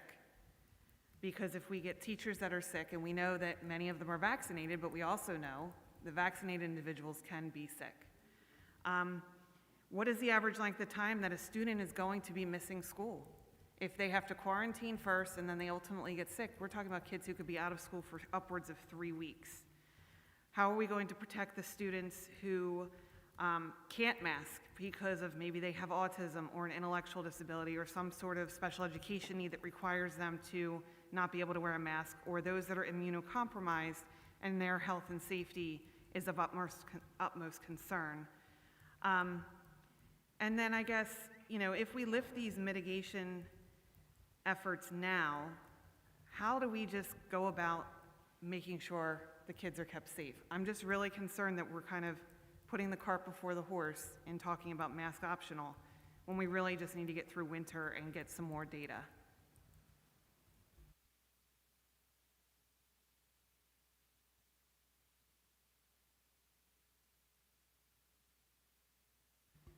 No, you don't need to answer me. I'm just food for thought for the board as a whole, and things to think about as we're considering this. Thank you. Anyone else? Mr. Subers? Yes, thank you. I just wanted to provide some clarification regarding Corman versus Bean. I mean, everybody does know that the Supreme Court affirmed the Commonwealth Court's decision on Friday. The Supreme Court entered an order.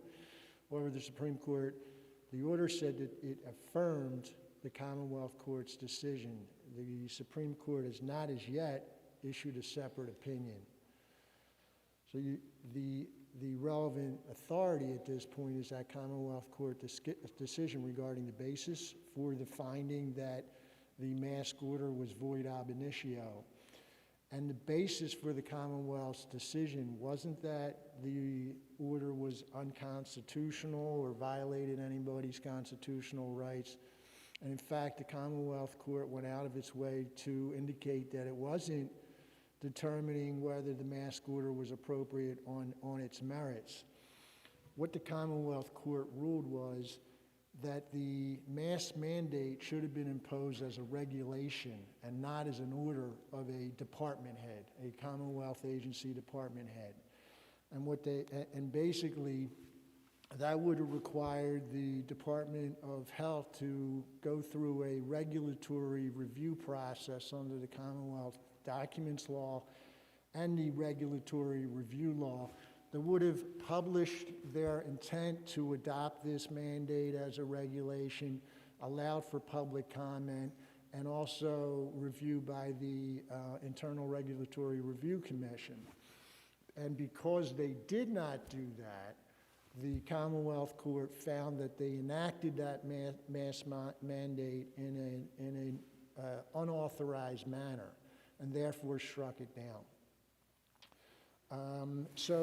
But the order is void, and what that leaves is the current situation is any continuation of the mask mandate is within the discretion of the board, and the board does have authority under the school code to impose reasonable rules and regulations regarding the health and safety and welfare of students and staff, and the Department of Education has indicated its opinion that the imposition of a mask order, if it's consistent with prevailing medical guidance, including CDC recommendations, that the board, a school board, has that authority. So I just wanted to clarify why the Commonwealth Court struck down the mask mandate, and to indicate that at this point it is within the board's discretion. Thank you. Anyone have any questions? Okey-dokey. Board and committee reports. So we had talked about we're going to keep all the board committees for 2021 the same, right? And then going into next year, we will have all new committees. I'll have that list out to the board tomorrow, just so everyone can look at it and make sure it fits everyone's schedules. What I really tried to do was we got requests for people to stay on committees, and I really wanted to make sure that everyone had the same amount, the same share of committee work that everybody had. Everyone has 4 or 5 committees that they're on, and really tried to populate 4 individuals to each group as well. We know from the Facebook post that due to was it Thursday, the safety and due to the event on Thursday, the safety and operations meeting's going to be pushed just to Monday, right? So that'll be pushed to Monday, and I would say for the people, everyone should go to, the new board members should go, if you haven't been to the safety, I think Dr. Campley and I were at the last one. We were at a few committee meetings together. If you haven't been to a safety and operations committee meeting, those are really good committees to go to. And then as we get into the committee work to January, we'll go into the new process of an admin chair, the 4 board members, and then go on from there. So I'll have that out to everyone tomorrow, just so, and then, send me an email and say, this doesn't fit my schedule, this does fit my schedule, or, I try to keep everyone to where they were, or I try to get all the requests together, but also make sure that everyone had like 4 or 5 committees. And that's how, I think one person has 5, everyone else has 4, or maybe 2 people have 5. And I know today we'll have a motion on the floor to fill the vacancy by Dr. Weston in that committee that meets actually this upcoming Monday. Any questions, or do any board members who are on an active committee want to talk about that?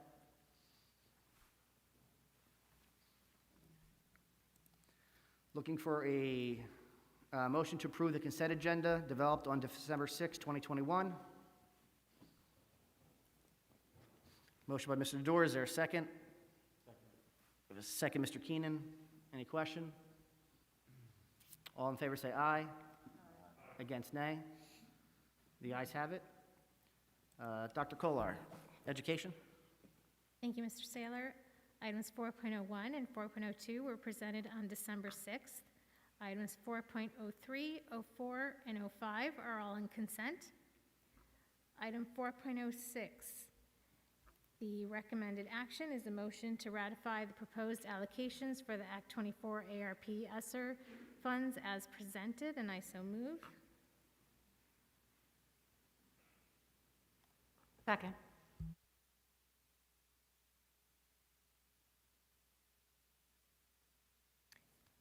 You want me to, who made the second? I apologize. Mrs. White made the second. Any question? Question. Wasn't this something we were pushing forward for a little while? We had time to spend the money, and we hadn't decided exactly how we were going to spend it? So, Mr. Dorr, I'm required by the agenda to make the motion, but I was actually going to suggest that we not approve this at this time. I think we do need to have more discussion about specifically the outdoor classrooms and some of the other things that were brought up last week. Thank you. All right, so we currently have a, Mr. Shivers? The motion on the agenda is approval of the proposed Act 24 ARPs or allocations. Is there a motion to table that? Motion to table it. You can withdraw your second, Hold on, too. time out. Okay, it Time has out, yeah, time out. Hold- There was a second, so you can't make a motion after there was a second. We can withdraw the second, right? We could withdraw the motion, but there was a, The motion as presented, as I understand it, was for the approval? yeah, motion to ratify the motions to ratify the proposed allocations for the Act 24. Okay, and there's a first and second. You can make a motion to table that. In the middle, after, when we're in discussion to... Sure. Okay, is there a motion to table it? Motion to table it. I have a motion tabled by Dr. Campley. Is there a second? Is there a second by Mr. Dorr? Any questions on the tablement? Seeing none, all in favor to table... I'm sorry, go ahead, Ms. White. I guess my question is with regards to some of these items. I know there were questions on some, but on others, is there anything that's going to be held up with regard to staffing or planning resources by tabling this that would be needed? Yeah, go ahead. So I appreciate the question, Ms. White, and Mrs. Smith is prepared to speak to any questions. She is saying no, but she can offer additional information if that would be desired by the board. I guess my question would be if there are things on here that would be paused, because I think Mrs. White made a really good point, can we divide up this and vote on separate things?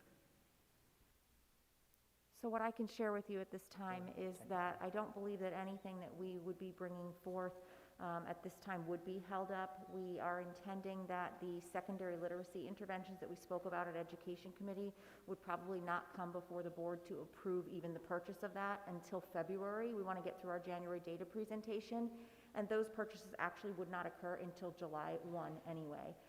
Other than that, some of these things we'll work on, but we would have to bring forth to you the actual expenditure anyway. So I don't feel that you'd be holding up anything. I guess then to follow up with that, what about the staffing and resources for after-school programs? And then the lift enrichment contracts and community education allocations? Those are also all included in ESSER 3. We budgeted $360,000 of ESSER 3 towards those same things. So I do feel we have sufficient funds in that for our 2022 summer programming and after school. These would help us to extend that or move into the following year, but I don't think, again, that not approving this tonight would hinder us moving forward with some of those. Thank you for clarifying. Any other questions? All right, we're currently in a motion to table. All in favor to table, say aye. Aye. Against, nay. All right, so the motion to table has passed. Okay, item 4.07, the recommended action is a motion to approve the following field trips as reviewed and forwarded by building principals and district administration, and I so move. There's a second on the floor. Any discussions? We have a question, yeah? Ms. Mayers? Thank you. So I guess I just am hoping, encouraging the middle schools to also make sure that students who have more intensive needs might also know about these opportunities and have access to these opportunities. I did see that there's not a nurse included, which is fine, but just in my personal experience in the past, some of these field trips happened and we had no knowledge of them, so I would just really encourage us to make sure that all students have that opportunity to decide whether that's something they can partake in or not. Dr. Russell, is there a way that the House principals can make that happen? Yeah, I'm looking at Mrs. Smith, and I don't know if you have something to offer, but we will absolutely follow up on that. This is a middle school trip, so we'll talk to our middle school principals about that and make sure that it's been a consideration. So thank you for offering that. Are there any other discussions? Seeing none, all in favor of the motion to approve signify by saying aye. Aye. All against say nay. Having here none, the ayes have it. Item 4.08, the recommended action is a motion to approve the 2021-2022 Health and Safety Plan version 11 as presented, and I so move. Second. There's a second. Any discussion? Well, where do you want me to start? At the top.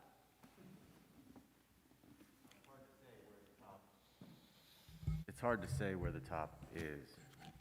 There's no real top. Everything is just as important as everything else. I'll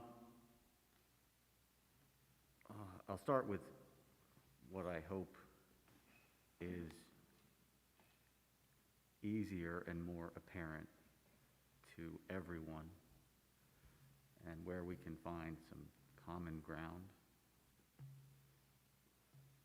even if it's the only, even if we can't find too much common ground between all 9 of us. I see that there's so we're talking about the health and safety plan as presented, version 11. And I see that there is a holiday performance coming up on December 16th, where there will be band instruments playing and singing, and maybe holiday songs sung. And maybe it's a seasonal thing, and maybe it's for Christmas or other holidays around this time. And I already discussed last week, too, that I think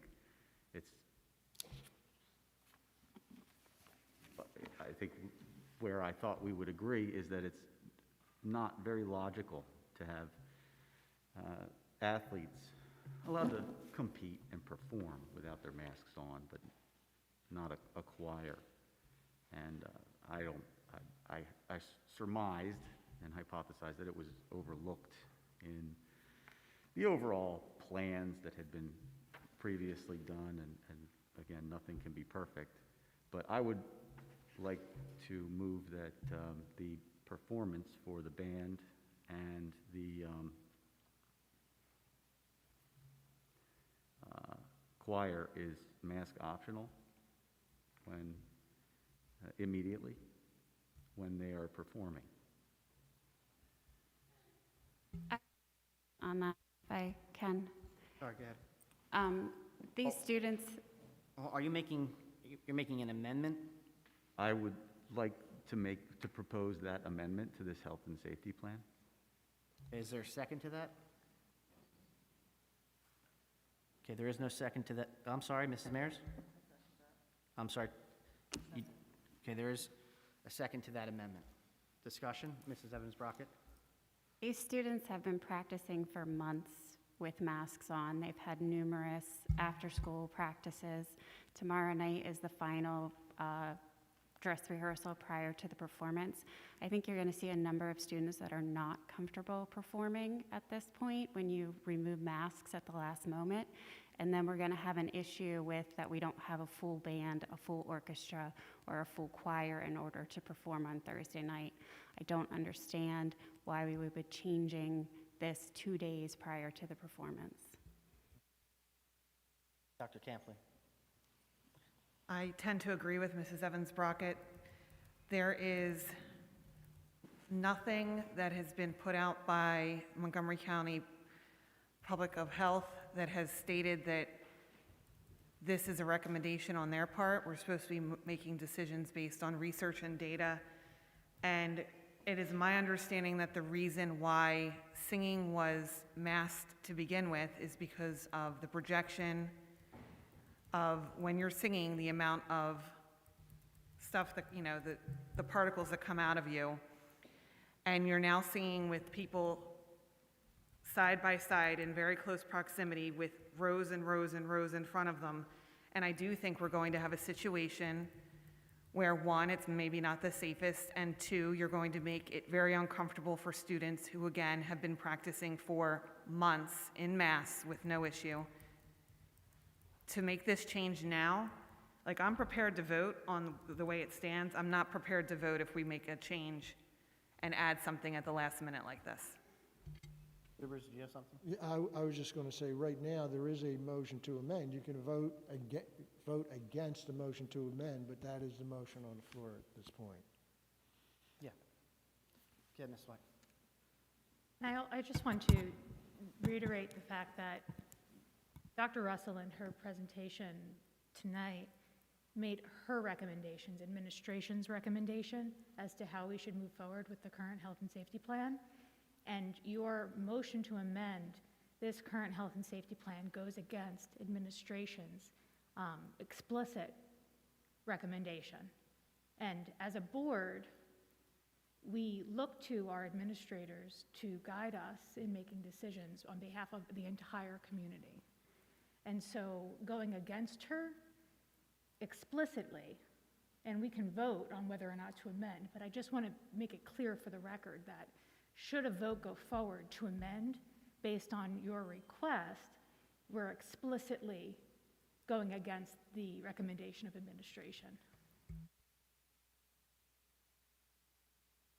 I hate the idea of having kids in band and choir wearing masks, but Mrs. Evans-Brockett does raise a very good point. I mean, changing it 2 days before the actual show, when they've been practicing this entire time, I'm all for getting these kids out of masks, but I just think doing it in 2 days is probably a bad idea, just my opinion.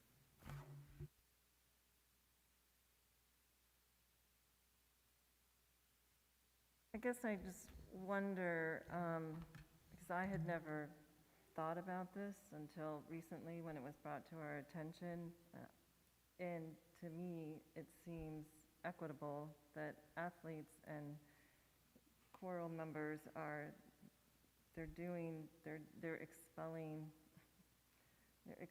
their breath, and thank you, droplets, in close proximity. So I do agree with Mrs. Evans-Brockett. You brought up a great point. We don't want to see it all fall apart. I guess there's no way for us to figure out if people can be, if students and parents can be surveyed and would they be comfortable. That's probably not going to work in 2 days. So, thank you. I think, what? Yep, absolutely. Just to make an observation, it seems like there's a lot of discussion going on, and it does seem like that there's an underlying issue that we're not necessarily really looking at. That is the fact that the band, the chorus, are performing entities very much, if you look at it like any other athletic program. They all are performers of one type or another. Whether or not this goes through as it is or not, one request that I think needs to be addressed is to look at that as an equitable piece, so that what is required of one is required and expected of the other as well. So if athletes are able to be without masks on the field, if they are able to participate in their athletic events without masks, then it would seem appropriate for all performing groups to be afforded the same thing.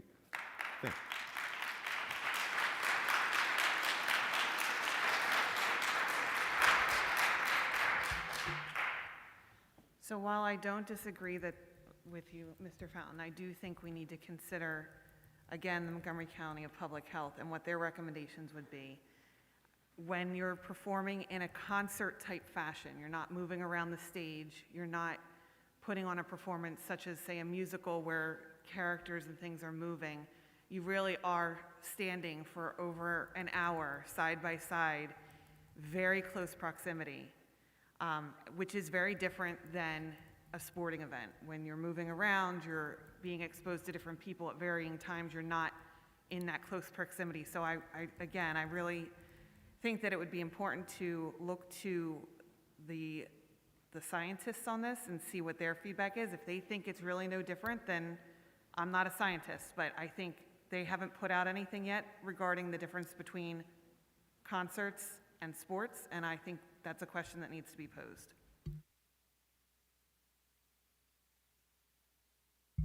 I'd also like to point out that the difference between these events and athletic events, these are academic. These are part of their grade. Students must perform in these as a part of their grade. So if we make masks optional, then we're going to have to change how the grading happens, because we can't force students to participate if they're not comfortable participating with masks optional.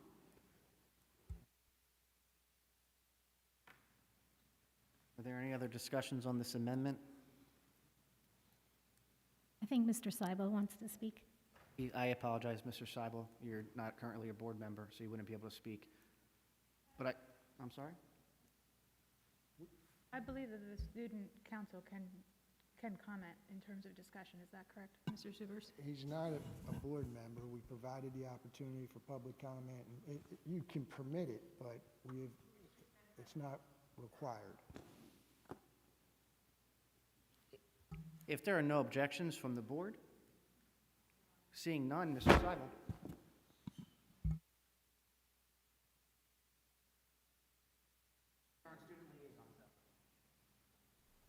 Yeah, I'm specifically talking just because I actually just came from a choir rehearsal right before this meeting. And as student representative, I felt it would make sense for me to provide that input. Because I'm a tenor. I've actually been communicating with a lot of students on this topic just because it's come up a lot in conversation, because obviously it's a big aspect of our performance. And I've not found very many students with any objections to wearing a mask for this. A lot of us feel that it's simply an aspect of the performance. As was stated, we've been practicing like it for a substantial amount of time. And so none of us have found a significant issue. I know other people have mentioned issues, maybe breathing or like it's a physically exhausting activity. Yeah, but we've learned how to work through it, and a lot of us would feel it seems uncomfortable with the mask being removed simply because we're in such close quarters. I mean, when I'm standing singing, I am here, there's somebody behind and in front of me. And so I think it would be irresponsible to take off the mask, and it would be unnecessary, as very few people object to wearing the mask in and of itself. All right, after Ms. White. And just one other point, we've already had 2 middle school concerts successfully completed with the current protocol in place. That's just a aside. Yeah, I appreciate all the comments and the discussion. And the masks have to come off, and if the choir doesn't get to take them off for the holiday performance, they don't get to take them off if they wish for the holiday performance. The kids that are all in the choir have had the opportunity and the time to be vaccinated if they and or their parents chose to, and would be fully vaccinated at the current time if that was what they had chosen. And so they don't need more time for that vaccination delta to be put in place. And the option of those to go and see the people sing, if they wanted to, is entirely of their own choice. Nobody is forced to go see these performances, and it wouldn't impact anybody attending classes, or if they didn't get to go see them, if it was their choice, if they didn't want to go see them because kids were not wearing masks when they were singing. Nevertheless, I definitely thought that this would be, that we would have a very common take on this, because especially of the equitable issues between treatment of athletes who are preferred by the system and treatment of outsiders, treatment of less than, treatment of band, treatment of choir, and that I have to stick up for here, for the people that don't have a voice. And, this Mr. Keenan, I take offense to policy, that. Please do this- not say, my student is a band student, so please do This- not make comments that Excuse me. infer that Excuse me, this we feel policy, differently. Well, everyone let's take a deep breath real quick. Mr. Keenan, I apologize. If we want them to act like us, then we need to act like we should be. Mr. Keenan is entitled, just like everyone else, to, as a board member, to ramble and rant and conversate, and I think we should respectfully listen, and we should hear what he has to say. Mr. Keenan, go ahead. and I'm just, yes, trying to make my point that the policy was put in place some time ago, and I think that they have been practicing with these rules in place, and that the rules were incorrect at the time that they were put in place. And I wasn't here when they were put in place. I didn't have an opportunity back then. I have an opportunity now. If we remove it now, or if I, upon the next motion that I get to, following the guidance of our administration, move to make masks optional for all students as of the return to class in January, they will still, at some performance or some practice in the near future, be confronted with students who are not wearing masks and students who are wearing masks. And granted, I will always be respectful of everyone. And if it is our will that they all, high school students, elementary school students, and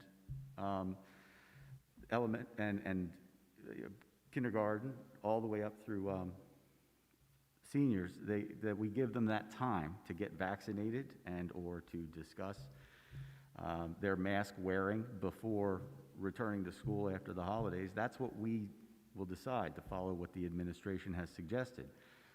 I just want everyone to know that I strongly feel that this was an enormous oversight, and that I don't speak for everyone, but I speak for the largest, I guess as Wade would point out, the largest group of voters in the district at the present time.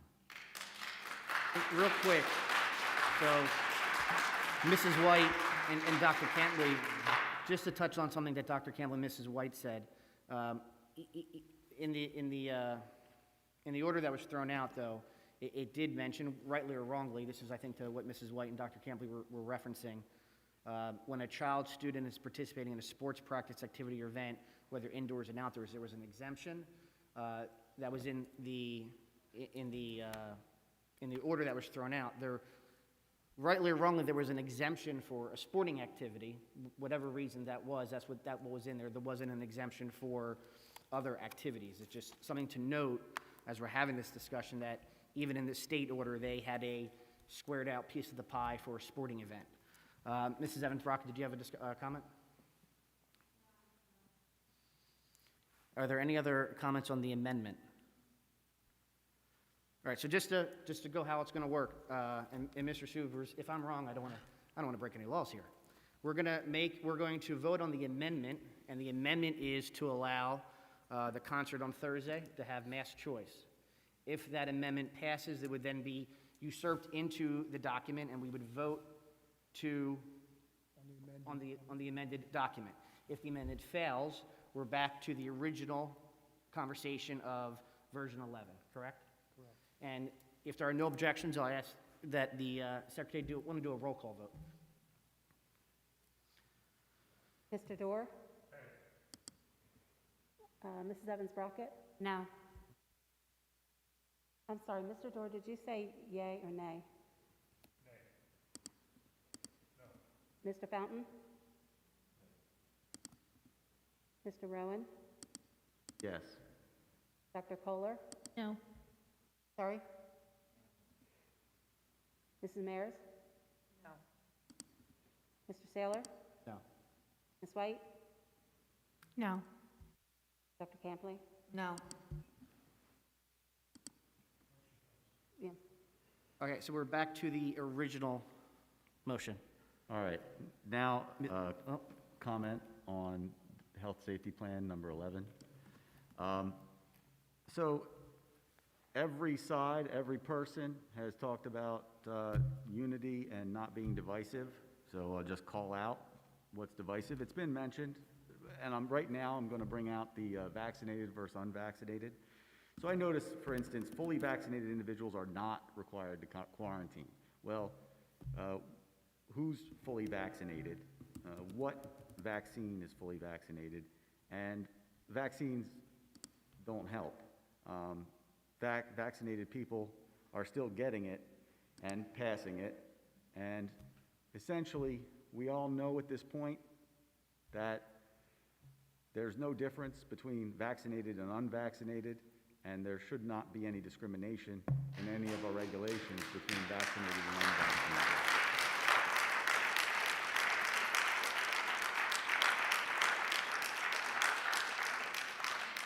The main point to this, too, is not just to grandstand, but to try to help people and try to help everybody here along this path as we all have to get COVID.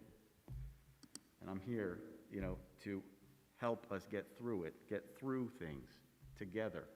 And that's how we get through it. We get through it by getting through it and not by lingering and by, honestly, fallacious discrimination against people who have been shown to not test positive and not necessarily spread the disease. Of course, we all know, and I'll end this comment with this, that we all know that there is no antibody testing or natural immunity testing built into any of this. And antibody testing and natural immunity is better than any of the vaccines that are on the market and any of the boosters. And if you've had it, which you have to have it, whether you've had a vaccine or not, the natural immunity will then give you better immunity and will be longer lasting. And to not take that into account is an egregious error of not just science, but government and of rational human beings. We've all grown up in a world where we learned about, where we understood, and where we have lived with chickenpox as an example. And if you've had it, I read the school code, and I'll tell you all the readings I did last night. I read most of the school code, 1949 school code last night. And I wanted to familiarize myself and be better acquainted with what we're doing here and what our authority is. Oh, our authority is not to mask the children, by the way. But I read the school code, and in the school code, for example, you do not have to vaccinate your child against chickenpox if you testify that they had it. So that's just that one example of a virus where natural immunity is scientific and it is accepted.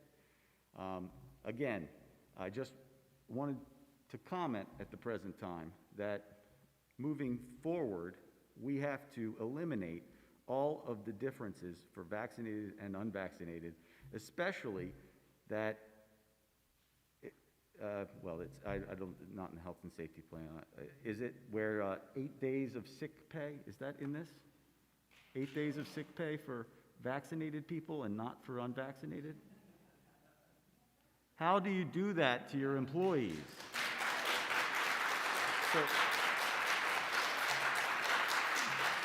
So just Ron, real quick, we're addressing questions to the board And to the public, if you could just keep the comments or laughter or clapping just to a minimum so we can hear each other talk. I apologize. So, It was a different time, and at this time, I think we've learned a lot since that time, that I don't think we would do that now to our employees, and I think we can change that. If not tonight, then as soon as possible. thank you. Mrs. Mayers? I would like to make a motion to amend. An amendment? Yes, to amend the 2021-22 Health and Safety Plan. So I'm motioning to amend the 2021-2022 Health and Safety Plan, version 11, to include all individuals in the Perkiomen Valley School District buildings, which includes all students, staff, and administrators, as of January 3rd, 2022, that masks will be strongly recommended but not mandated. Is there a second to the amendment? Second. I have a second by Mr. Dorr. Discussion? Mrs. White, Dr. Campley? So first of all, I just want to, again on record, acknowledge the fact that no science exists, as Mr. Keenan said, with regards to testing for antibodies. Correct? I mean, we all are in agreement of that. I hope that we only can work with, as a society, the things that scientists have already put in place and discovered. So that's the first part. The second part is, Ms. Mayers, with regards to your motion, I just want to be clear that I understand that you are explicitly going against administration's recommendation of keeping masks in place per the current health and safety plan. Is that your intention? If you could just turn on the mic, I apologize. So, I've heard administration say that they're open to moving in that direction, and I heard administration say that last week. And as a district, I think that we've had the opportunity to be vaccinated for those who want to be vaccinated, as we know that vaccinations mitigate harm. It doesn't say that you won't get COVID, but it mitigates great harm in the community. And so, yes, I do stand behind my motion. You stand behind your motion? Yes, I do. With today's presentation of administration requesting that we hold this in place until after the new year. I just wanted to make sure that was on the record. Thank you. So it was after the holidays or after the winter break, and that's what my motion is asking for. Amendment real quick, sorry. I'm sorry, yes. Mr. Fountain? Oh, I'm sorry, I did say Mrs. White, then Dr. Campley, and then Dr. Campley, Mr. Fountain. First, I'll get back to Ms. Mayers, but Mr. Keenan, I want to remind you that our job is not to give our opinions as far as whether or not we agree with vaccinations or whether we don't agree with vaccinations. Our job is to look for the safety and welfare of students and look at what the county and state are recommending. The recommendation is for students to be vaccinated. The recommendation is for students to wear masks. I'm sorry, Dr. Campley. Mr. Saylor, would you please ask just for the chatter in the audience just to cease? It's just really hard to focus on what everybody's saying up here. Yeah, just so you know, we're talking this way, so when I can hear people over here much easier than I can hear the people over there just because of the setup. So yes, you were correct. Anyway, Dr. Campley, I'm sorry, go ahead. Yes, so our job is to sit here and listen to what the guidance is. Again, as Ms. White said, from administration, from the county, from scientists and health officials, all who are saying that vaccinations are helping to protect, to add a layer of protection. So for you to sit up here and to say that vaccinations don't do anything is very disrespectful to all of those people who are scientists. It is very disrespectful in the fact that we know, yes, you can get COVID if you've been vaccinated. However, your risk factors go greatly down. That is a scientific fact. Can I stop just for a really quick second? I want you to finish your statement, because I think it's important that you are enabled to do that. But I just want to remind everyone, based on Robert's Rules of Order, we're in an amendment, and the only discussions that we're technically supposed to be having are the amendment. But since I didn't mention that up front, I want you to feel free to finish your thought process. Well, that was my biggest thought process. Okay. So I wanted to get to that because the amendment came before we were able to address the comments that were made. As far as the recommendation to change the health and safety, there is so many unknowns right now. We almost had COVID double from the 500 and whatever I said earlier to 889 with 7 deaths. We are at 300% positivity for one of the areas within our district alone.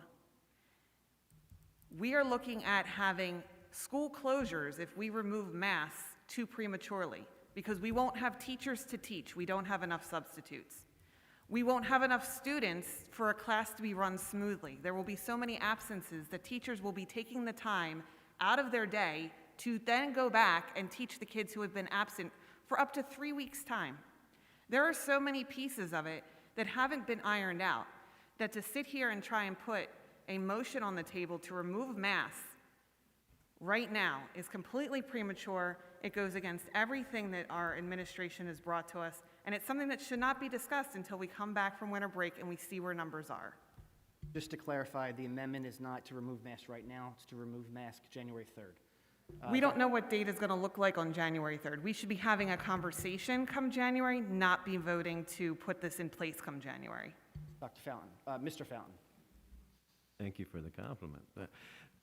I wanted just to get some clarification for my own benefit. I know, Dr. Russell, when you had given your superintendent report earlier, you had talked about the contingency of unmasking after the holiday.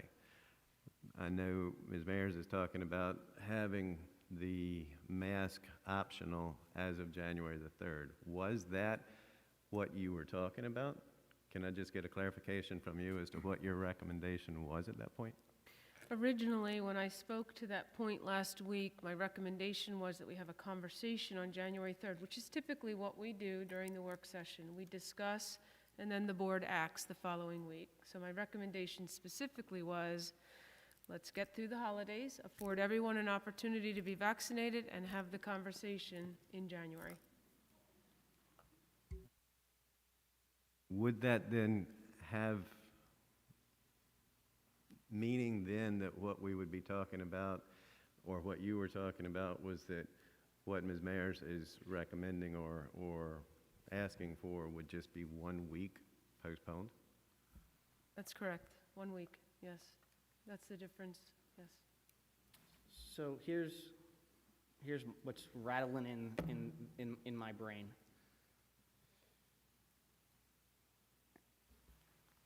It's difficult to understand what mitigation means when they're not control grouped, because there's mitigation, not 100% mitigation in this building, because we see it on social media, we see it on the PV Twitter pages that there's not 100% mitigation in this building. But then when we go across the street, or we go to an event, a wedding, a party, the mitigation is not equal.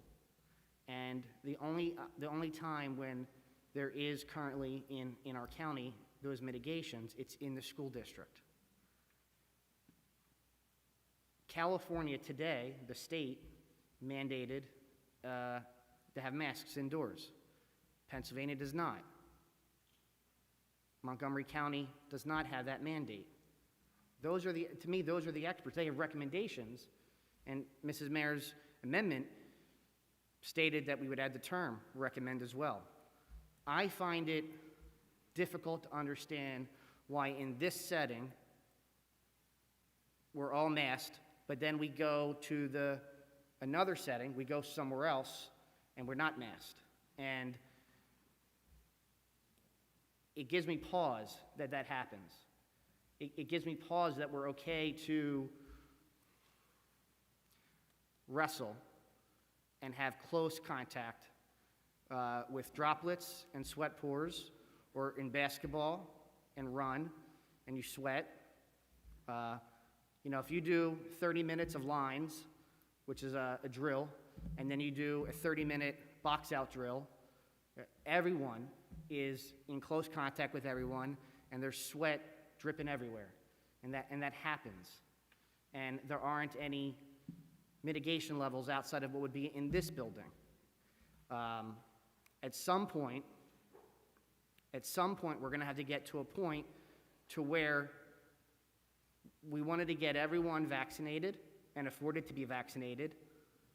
And I think that's what Mrs. Mayers was talking about. We get to January 3rd, people have that opportunity to get vaccinated. I got you. Hold on one second.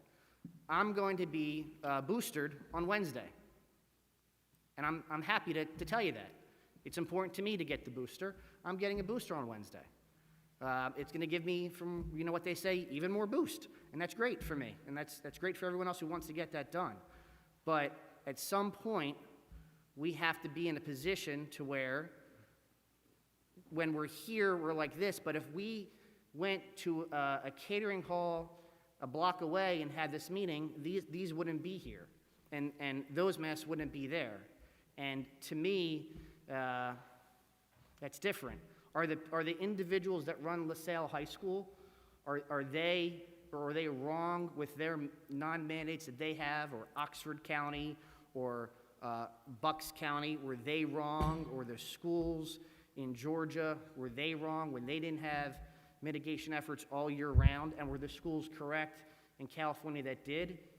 It's hard to say, because I don't think anyone really knows. Did the mitigation efforts or the non-mitigation masking in some counties in Florida and the mitigation masking in counties in Michigan, did they really alter the trajectory of the COVID positivity cases that are out there? I'm not necessarily sure I know that answer. I know that the hospitalization today is unvaccinated people, and it's an older population of unvaccinated people.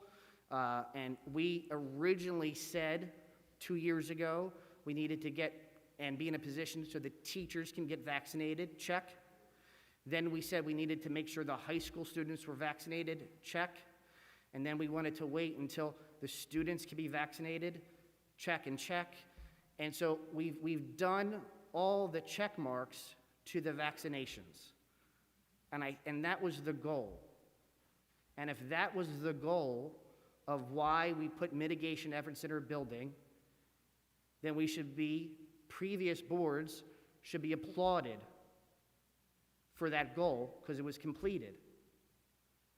And if the goal was to make sure that the staff, that the admin, that the janitors, that the security agents, that the teachers assistants, that the principals, that the assistant principals, that anyone who breathed air in this building was afforded the opportunity to be vaccinated, we did it. We did it. We did that goal. Dr. Campley. I think the difference is one, we can't say that people leave here and go out there and take their masks off. I, for one, when I go to the grocery store, mask is on. I go to my doctor's office, mask is on. I go to a restaurant, I wear my mask until I get to my table, then I take it off to eat. So we just need to be careful when we say we leave from here to there.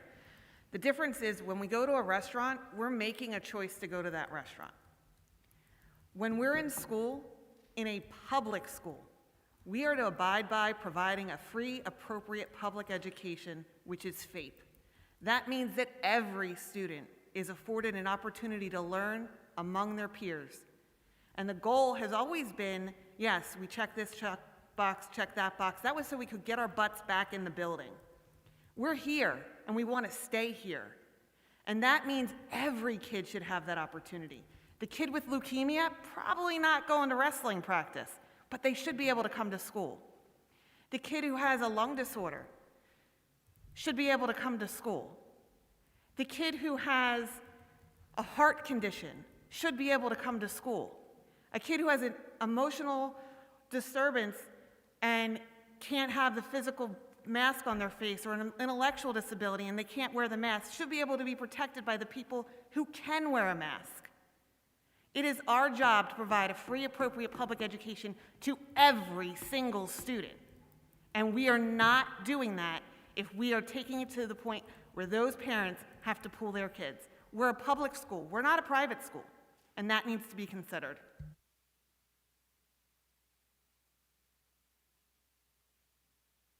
Yeah, I just want to, I guess to follow up on Dr. Campley, our goal has always been for kids to be able to be in school. We have no say over the quarantine procedures. We don't control that. We have to follow what the county tells us to do. If we stop masking kids, we're gonna have more quarantine. We're gonna have fewer kids in school. It's a fact. And so then it goes back to, we know that kids did not do well when they were not in school full time. We know we had more socially emotional issues. We know we had more academic issues. All we've wanted to do is keep kids in school. And the best way we can do that right now is to keep masking. This pandemic happening during an election year is probably the worst thing could possibly happen. I feel like we're ignoring a lot of data because of politics. I've been reading every study that's come out. I read the ones that Dr. Russell included in her presentation. You know, the headlines say masks work, masks work. And then if you look at one of the studies in Nature, it's a simulation. It's not a randomized control trial. The one in JAMA is an observational one, no control. The one in PNAS literally says in the study, there's insufficient evidence to provide a recommendation on the use of facial barriers without other mitigation. So they're not saying just masks, they're saying it's other things. They can't even deduce it's just masks. The WHO doesn't recommend masking kids. The CDC of Europe doesn't either. Some countries do though, a lot of them, most. Spain, France, Italy, United Kingdom, Wales, Ireland, Scotland, Norway, Sweden, Finland don't mask any kids under 12. There's one other state I couldn't find that wasn't under 6. The CDC's own mask study said that it was a 20% reduction when kids wore masks. But in the body of it, it says incidence through the estimate was statistically indistinguishable from 0. So they said 20% in the headline, but then when you read the article. So that's one of the reasons why I'm supporting options and letting parents decide to choose. But anyways, thank you.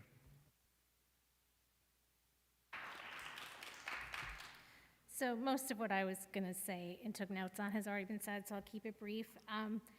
I just want to say, you know, Dr. Russell's recommendation was to reconvene after the holidays and have the discussion. We have a school board meeting scheduled on January 3rd. So I'm not sure why we're not willing to honor that and have this discussion after the break as suggested by administration. It's 1 week that we're talking about. I do think we need an exit strategy. I'm fully in support of getting to no masks, but if the recommendation is to put this on the agenda for January 3rd and discuss and possibly vote the 3rd or the 10th, then why not do that? I don't understand why we need to make this amendment when we have a meeting in place for that day. Are there any other discussions? All right, there are no other discussions. We're going to vote on the amendment. Just to clarify, we're voting this amendment to place it into version 11. If the amendment, we're voting on an amendment to place the verbiage that Mrs. Mayers is making to go into version 11. If the amendment passes, we will then have a motion. We will then have a discussion on the updated health and safety plan with that wording. If the amendment fails, we'll go back to the original motion, which is the version 11 without the amended wording. Any questions on what we're voting on? Madam Secretary, if you would do a roll call. Mrs. Evans-Brockett? No. Mr. Fountain? Yes. Mr. Keenan? Dr. Kolar? No. Mr. Saylor? I'm sorry, Mrs. Mayers? Yes.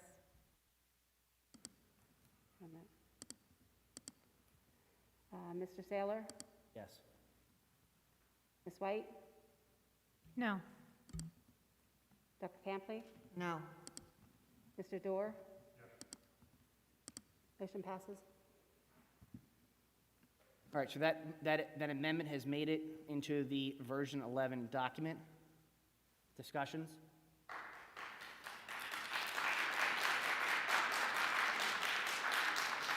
Since there are no discussions, Any discussion? Yeah, Ms. White. So now that that has been done sort of on the fly, although prepared and typed and well thought out, I just want to understand and have a discussion with regards to the other items in the health and safety plan, specifically regarding staff and faculty, and whether or not, although vaccination obviously is optional, I want to make sure that it is understood that, to Dr. Campley's point, there are children within our buildings, in our public school buildings, that are unable to either be vaccinated or wear a mask upon their choosing. And so I just want to be clear that this type of amendment to the wording has a domino effect to other components of the health and safety plan. And I think that should be discussed. Discussions? Dr. Russell, you look like you wanted to. The only thing I will add is that I think administration convenes Wednesday of this week, and we need to have some conversations and again, develop some more specific plans to be prepared for that. Ms. White, you raise a good point. I mentioned the contact tracing, that could potentially shift, and we want to be in a position to be able to accommodate that and to handle that, as well as support the staffing challenges that may come with increased incidence, again, if that occurs. So we have some planning to do, some thinking to do. I can certainly follow up with the board in my weekly messaging. We also need to consider the impact on our virtual schools based upon the preference for some to shift from on-site to virtual. We have wiggle room in our virtual classes right now. You heard the numbers this evening when Mrs. Venza shared them earlier. However, it is something we're monitoring closely. So administration has some work to do, and we will look at some of these details, and we will put ourselves in a position to be as prepared as possible and uphold the health and safety of our schools. And I can report back Thursday this week, and then we can discuss further on January 3rd during the work session, if that's helpful. If I could, Mrs. Smith, was there anything that I left out that you had thought about in terms of programming and meeting the needs of our students that we want to make sure the board is aware we are thinking of and will plan for?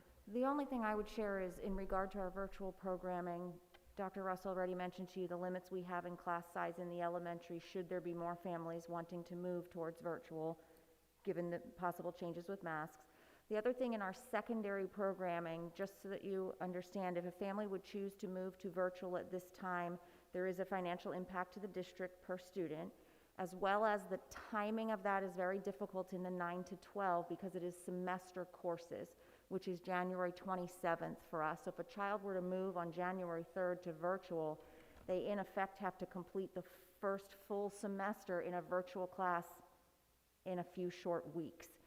So there will just be some logistics, and sometimes the courses aren't available in virtual. There's logistics. I'm not saying we can't work through them. I just want you to be aware of them, that there may be some difficulties, particularly in the secondary, or if we have a number of students in the elementary. But we can certainly game plan that Wednesday with our administrative team and be prepared if that should be the direction the board wants to move in. Thank you. Discussions? Mrs. Evans-Rocket. I would also ask administration to think about if parents want to keep their child in person, but they do not want their child to be with an unmasked, unvaccinated teacher, how we're going to handle those requests.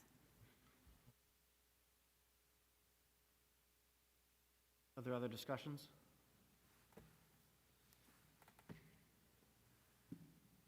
Seeing none, we'll have a motion to approve the Health and Safety Plan version 11 as amended. I move to approve the Health and Safety Plan version 11 as amended. Is there a second? Madam Secretary, you want to roll call?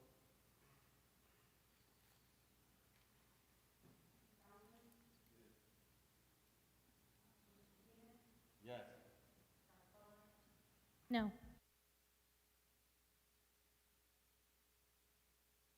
Yes. No. No. No.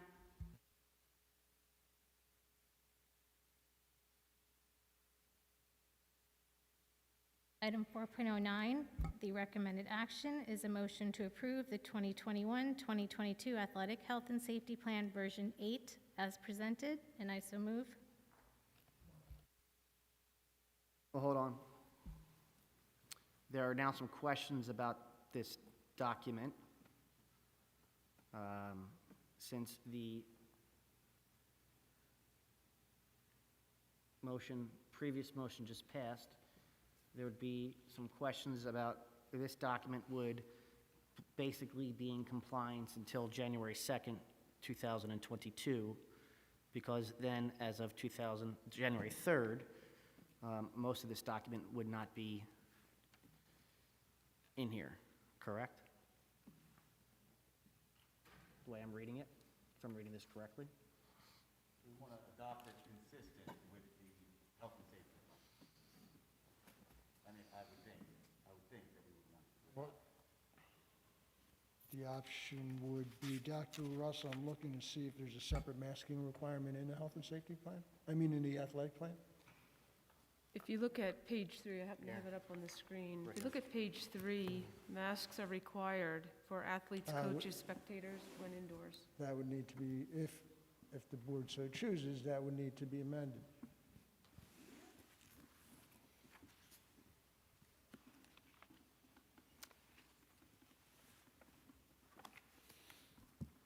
Why would it have to be amended if the previous motion just said that masks would be optional? Well, because this is a separate. This is a separate for athletes. Right. Got it, okay.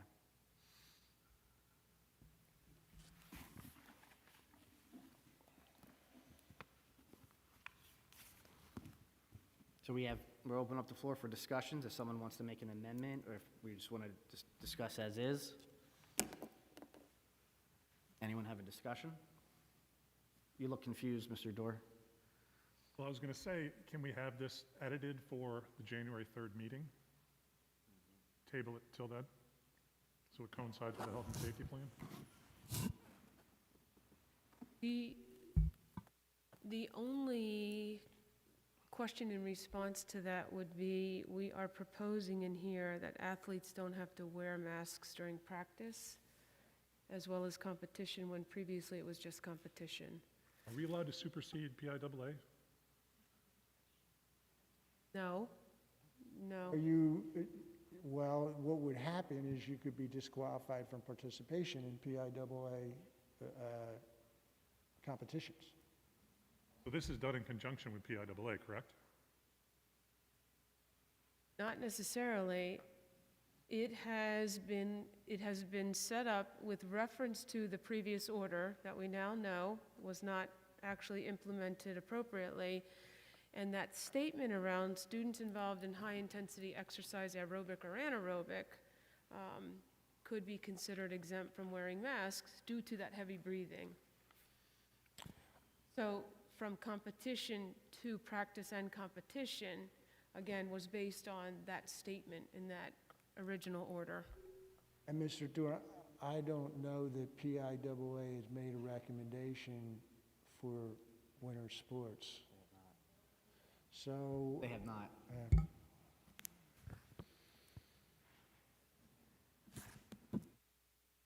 Are we concerned that if we unmask the athletes now, that some of their teammates will quit and not play? I think what Mr. Dorr was asking was separate. So normally what happens is School A plays School B. School A is in District C and School B is in another district. Normally what happens is the school will say, when we're on their home court, we're going to abide by their rules unless we have rules of our own that we want our coaches to abide by or players to abide by, and normally vice versa. Well, I'm definitely, for that. No, I was talking about, I thought we also mentioned that it applied to practices. This does. It does.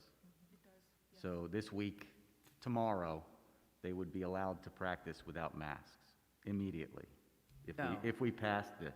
If he passes, correct. If you amend what's presented, Because what is being presented right now for the athletic health and safety plan requires, oh, I'm sorry, yes, it does. Right, this You've is, now made it match. this You've is now made it athletics. Right, and right. This is its own standalone. Correct. Yeah, the additions are, masks will be required for athletes, coaches, and spectators while indoors on the sideline or bench, but not the student athletes while actively practicing or competing. Masks will be optional during these times. So,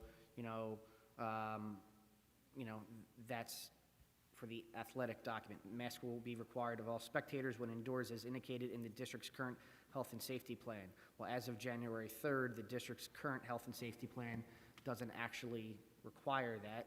Right, It's so I would, I mean, if I think we moved it and seconded it, and if the board wanted to consider the same motion as before, we could make an amendment that we pass this as recommended, and with the amendment that masks are highly recommended, but will be optional as of January 3rd, consistent with our health and safety plan. We can do that if you want to put that into a. I just made that a motion that we make that amendment. Can you clean that up just a tad? Yeah, sure. Mr. Saylor. Mr. Dorr. My worry is that we're going to do something that's going to affect PIAA. I didn't hear you. If we amend this with the language from the health and safety plan, we may violate PIAA rules. So I think we should pass it as written and revisit it on January 3rd 3rd. when we have more confirmation that we won't be affecting. Yeah, because PIAA has not come up with any rules yet. Mrs. White? Although that does sound like a good idea, Mr. Dorr, to hold off just in case to see what happens with PIAA's rules, I think that we should keep everything consistent with our health and safety plan, and if that should preclude, our athletes from being able to participate because the board deems it so important that masks be optional, then I think that we should have consistency. I don't think that necessarily preclude in that like hypothetical situation. So you decided I make the 9th grade basketball team at Perkiomen Valley. The 9th grade basketball team has 2 subsequent rules. They have rules that are the school rules, and then there are rules that are also PIAA. So if an individual would accept that request to make the 9th grade basketball team, that individual's parent knows that there are 2 sets of rules. There's the PIAA rules that a student athlete has to follow, and there's also the in-house rules. For instance, PIAA does not have a GPA standard, while I think we do, correct? You need to have a certain GPA to be on a team. So there are always 2 sets of rules. Dr. Campley? I just want to get something straight. I'm a little confused. So what we're talking about and what we're getting down the nitty-gritty is whether or not kids can follow the rules to play a sport, because we want it, but the minute ago we wanted it to be equitable and that everybody had to have the same thing and that masks should be removed. But now all of a sudden maybe we shouldn't touch the mask stuff because they might not be able to play their sport if they break a rule. Like, are you guys even listening to yourselves? Well, choir is not governed by the PIAA. There is no official choir body or orchestra body in our district. PIAA has rules, but nothing would, in my opinion, nothing would preclude in our health and safety plan, because when a student plays a PIAA sport, they have to abide by the PIAA rules in conjunction with the rules of the school district. A fair point, but what about the kid with leukemia whose doctor told him they can't go to school if they're not around masked people? I don't know. I'm just thinking we're putting sports a little bit, ahead of the game.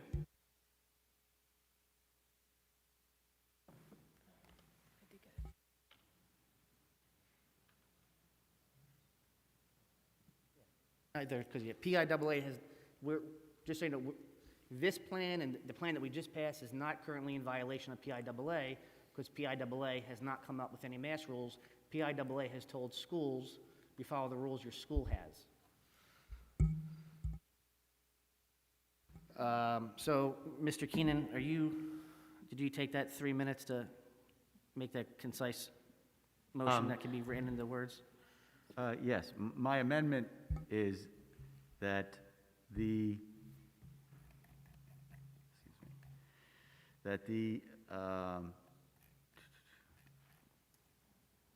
what what is this called?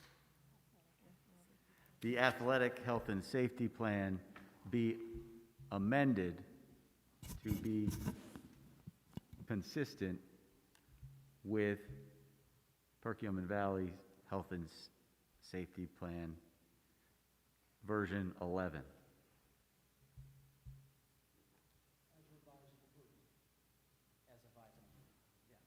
As Is there a second to the amendment?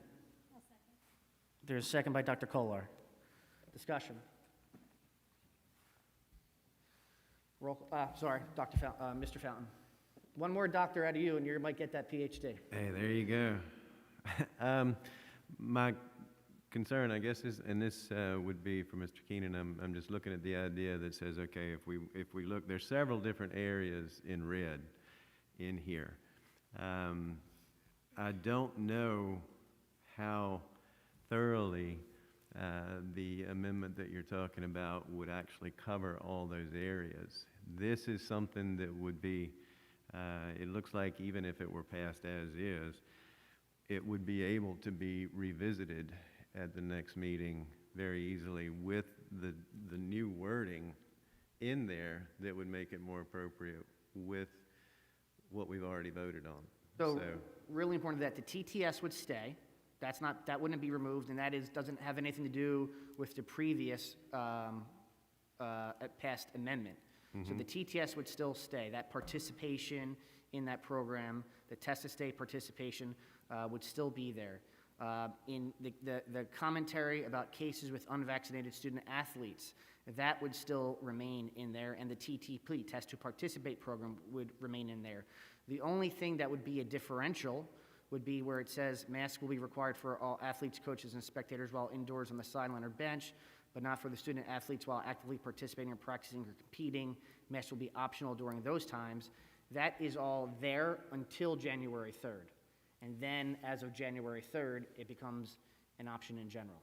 It becomes a recommended option. Did I get that right? That's correct. I'm figuring it out. Takes time. Any other, yes, Mrs. White. So the school district employs a director of athletics. I am wondering that although up to this point we have always consulted with our athletic director as an administrative voice with regards to all of our sporting activities, if Dr. Russell thinks that would be valuable to have him weigh in, or had you had any conversation with him about possible amendments to this? I have not had conversations about possible amendments, and I'm presuming that you're referencing the one that just approved masks being strongly recommended as of January 3rd. That would reference here coaches, spectators, and athletes who are not actively engaged in exercise. No, we have not talked about taking that step. What Mr. Felty has verified is that we are not violating any PIAA rules with the practice and competition piece of things. But no, beyond that, we haven't spoken.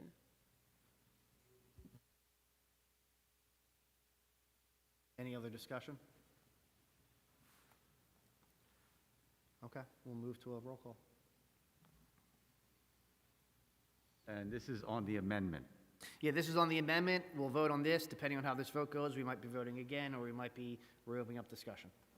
I wonder, Mr. Saylor, if I may. I apologize, go ahead. No, as I think about this plan and the considerations to make masking strongly recommended as of January 3rd, if I understand the amendment correctly, Mr. Keenan, would that be accurate? Yes. Okay, thank you. I do wonder about very crowded gymnasiums, if that's the case, and wonder if, or natatoriums, and wonder if the board would consider that aspect of the plan and the consideration for that shift on January 3rd when we return. When our kids are in classrooms, when our students are in classrooms, they are 3 to 6 feet apart. That's not always the case in a very crowded gymnasium. I just want to make sure we're thinking that through before we would also move to adopt it in this particular plan, because the circumstances are a little bit different. So I'm just suggesting the consideration for a conversation on January 3rd that could lead to action and a change as of January 10th, only because the circumstances are different sometimes. Yeah, a packed gymnasium is not a classroom where people are sitting idly a few feet apart from each other, correct? That's what I'm wondering about, yes.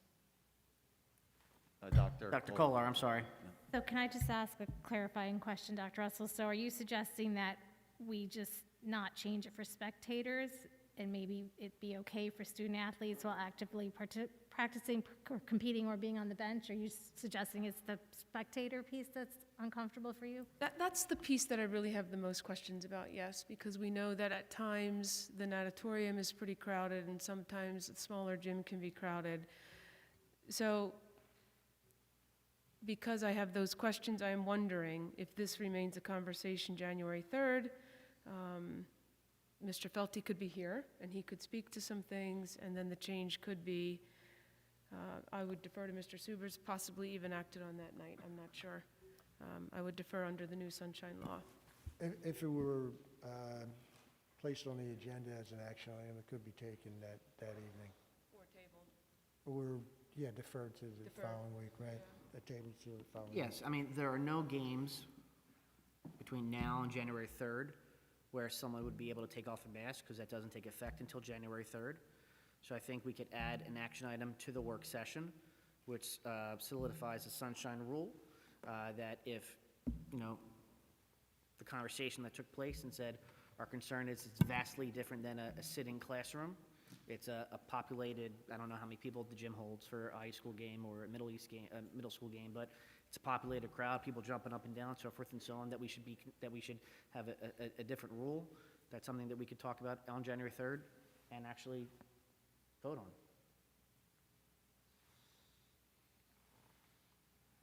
And now is the motion to table this?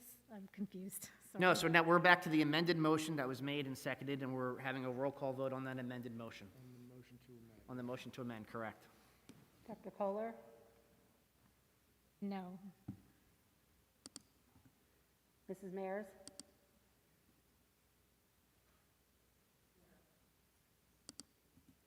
Mr. Saylor? Yes. Ms. White? No. Dr. Campley? No. Mr. Dorr? Mrs. Evans-Brockett? No. Mr. Fountain? Mr. Keenan? Yes. Motion fails. Motion what? Fails?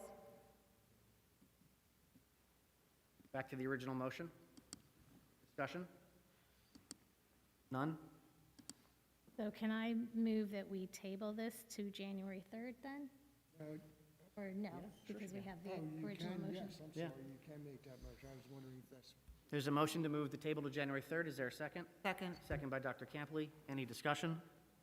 All in favor say aye. Aye. All against say nay. Nay. We'll go roll call then, because I have no idea which one was which. Okay. Mrs. Mayers? Yes. Mr. Saylor? Yes to tablement. Ms. White?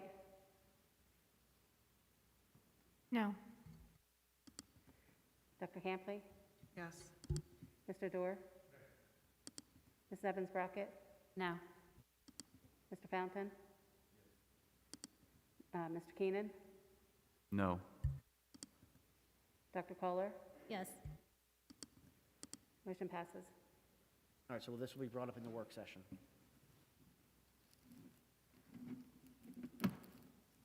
Okay, item 4.10 is a new item. The recommended action is a motion to approve the superintendent's recommendation to allow 2 non-resident seniors who have met the requirements of policy 202 to conclude the 2021-2022 school year at Perkiomen Valley High School, and I so move. Is there a second? I have a second, Mrs. Mayers. Discussion? Seeing none, all in favor say aye. Aye. Against nay. The ayes have it. That concludes section 4. Mr. Dorr? Thank you. 5.01 and 5.02 were done last week. 5.03, 4, 5, 6, and 7 are all on consent. 5.08 was a presentation last week as well, and that ends my section. Mr. Keenan?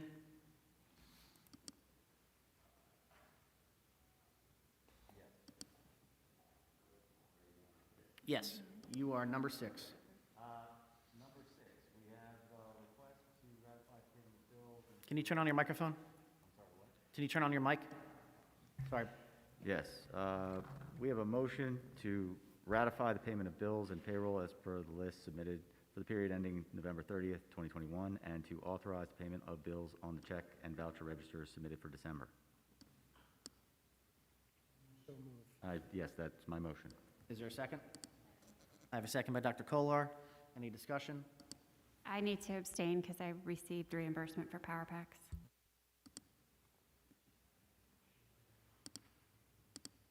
Got it, okay. Any other discussion?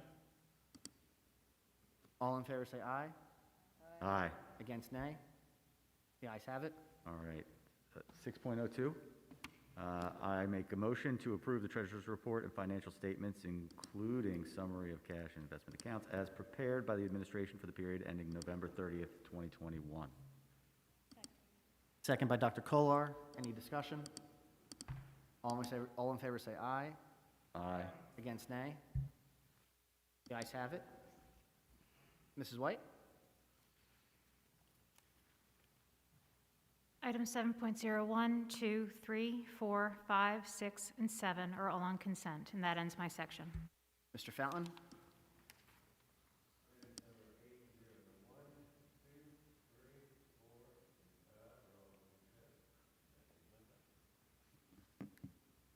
Mrs. Mayers? Thank you. Section 9.01, first reading on policies. The following policies are presented for a first reading. Alternative instruction courses, community education, class rank, pregnant students, electronic devices, and parent of a record. Any questions? Just a second reading. Is there a second? No, He moved Was it it to a first second reading. Oh, reading. it's just a- Sorry. we're done. Come up next month as a Mhm. second. Okay. 9.02 is on consent. 9.03, the motion to appoint Mr. Don Fountain to the North Monco Tech School to represent Perkiomen Valley School District, replacing Dr. Weston, and to finish his term through December 2022. And I so move. Second by Mr. Dorr. Any discussion? Seeing none, all in favor say aye. Aye. Against nay? Ayes have it. 9.04 is on consent. 9.05, discussion, board appointments to committees for 2022. Mr. Saylor, I think. Yeah, as we said earlier, I'll send a list out to everyone tomorrow morning, tomorrow afternoon, and then, you get back to me, and then we'll talk about it at the work session. And then 9.06, discussion review of 2021 board goals.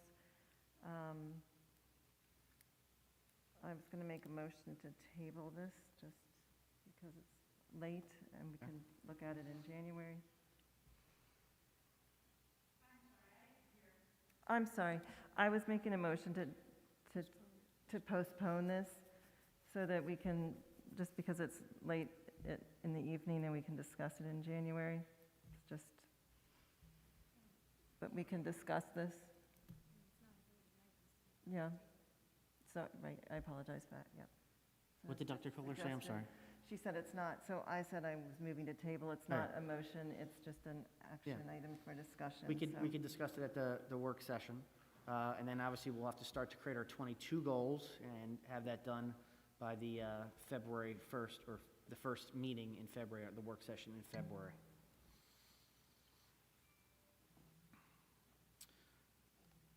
Okay.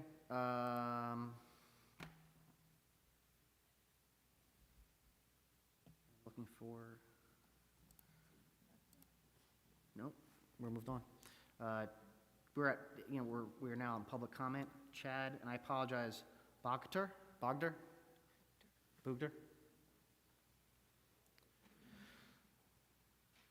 Chad, I apologize about the mispronunciation. That's all right. Usually happens. So, Chad Buchter, Schwenksville. I wanted to again commend the two young men for getting up and saying what they said, because it's very easy to lose yourself in the back and forth of what's been going on the past couple years. Ultimately, I want to remind the board, you probably don't remember me, but I'm here for my 10-year-old son. I want to commend the board members who voted to make masks optional in school. Tomorrow morning when I wake him up and tell him this news, it'll probably be the biggest smile that he's had in quite a long time in regards to school. I also want to speak to the board members who voted against making masks optional in school. And I wonder if you individuals go out into public. I mean, I know you, I don't really know your name, but you said that you go to grocery stores, but everywhere that you go in the community, masks are optional. So if there was going to be a super spreader event or, some type of mass outbreak of COVID, I believe it would have already happened because masks have been optional for a while. So, I want to, again, commend the board members that voted for making masks optional. And I also heard you make a comment about that your main priority was to ensure the safety of all students, but all of this time, you were permitting kids to play basketball, which I know has been discussed. And the CDC, the Department of Health, all said that playing basketball, unmasked, exhilarated yourself to where you're breathing more heavily, which again would make basketball more risky. So your logic doesn't really add up as far as, allowing that to happen, but then saying that your top priority is the safety of, the students. I'm not going to take up anybody else's time. I know it's late, but I wanted to thank you again, board members that voted to make masks optional. Thank you.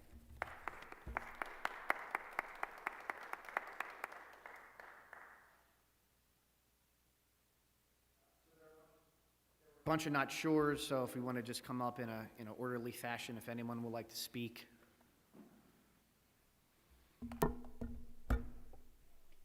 Jarrett Gale, Lower Frederick. Just want to start off by saying everybody who wants to be vaccinated can be. We've already talked about that. Each and every of the staff has that option. Each and every child has that option. The vaccine is effective, and the point of the mask is not to stop the person wearing it from contracting COVID. It's to stop the person from transmitting it if they happen to have it. So stop playing this virtue signaling game. It's time to get rid of your security blanket, use science and data, stop projecting your fears onto others. It's time to do what is right by the kids. You did right by the January date, but you completely failed to be equitable by the band and choir students. Clearly, only one board member actually does appreciate the kids and cares about their well-being. Let's discuss Omicron. That was brought up tonight. Out of the millions of people who have already contracted this variant, literally only one person in the entire planet has died with it. And not from it, but with it. They happen to have had it and tested positive, and they died from something else. So let's stop projecting this fear and nonsense on this. Omicron is not going to be coming in here and killing kids. It's just not, nor the teachers. I implore you to do some research. Let's talk about the 3 to 6 feet apart rule that's been spouted about here. Do you know where that actually came from? That is not medically based in any scientific data at all, ever. It never has been. I implore you to look it up. Please do so. The WHO spouts this out, but it has never been based on anything scientific. There is no studies, no data to actually show this is effective in any way, shape, or form. Now, it was a knee-jerk reaction at the beginning of the pandemic before we knew better. I understood at that time. The fact is the virus is in 75% of the wild deer population in our community, and is even testing positive in hippos in the zoos. I assure you, nobody is going 3 to 6 feet near a hippo, and somehow they still contracted it. And if that contracted it because they were in some sort of medical environment, guess what? They were all wearing masks, and the hippo still got it. So don't play this nonsense about we can control this thing. We can't control Mother Nature. Stop pretending that you can. Let's talk about safety. You made a pretty big deal about this, about being the first thing in your plan. So let's do it and fix the speakers in here, first of all. Let's make an audit for every single room to make sure that every child can hear the announcements should there be a problem. That needs to be priority number 1. I'm a bit concerned about some of the things that we've also heard as far as suicides and things like that. I want to make it known again that when I had to walk into my daughter's room and pick her inches away from lifeless body up and bring her to the hospital because there was a suicide pact in the springtime of 2020, when I brought it up to the superintendent, crickets. Crickets. I got one email back. Nothing went out to the community. Stop pretending like we're so concerned about the children, because nothing was done about that. A suicide pact. Nothing. Sounds great on the surface, but reality is nothing was done. Now, the last thing I want to touch base on, and I apologize in advance, the student liaisons, what they said sounded nice, but think about what they're saying. Remove people, silence them? That is illegal given the current ruling stemming from CB, and the board knows this. People are concerned about their children, and they're going to have reactions and comments. To enforce the rules as pandered to would entail silencing of all audience at all times. No applauding, no talking, no making comments that others feel unnecessary. If you don't agree with something, Thank you very much. where do you draw the line? Is there anyone else?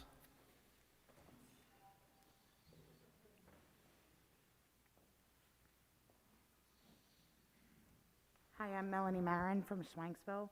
I'm not going to sit here and try to pound you with statistics or the science. You've heard enough from everybody else around here.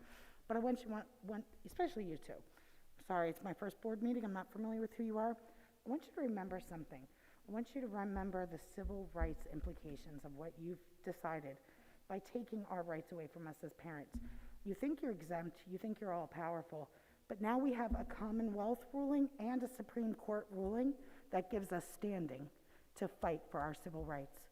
So anytime you make a decision, I know you're thinking about the students, but what you need to also be thinking about is everybody's right to choose. You don't get to make decisions that take away our rights to choose. We birth those children, we raise those children, we take financial responsibility for those children. It's our job to raise them.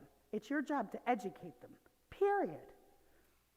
So next time you make a decision, think about the legal ramifications, the civil rights implications of what you're deciding. And Dr. Russell, thank you for the exception for Brandon. Anyone else?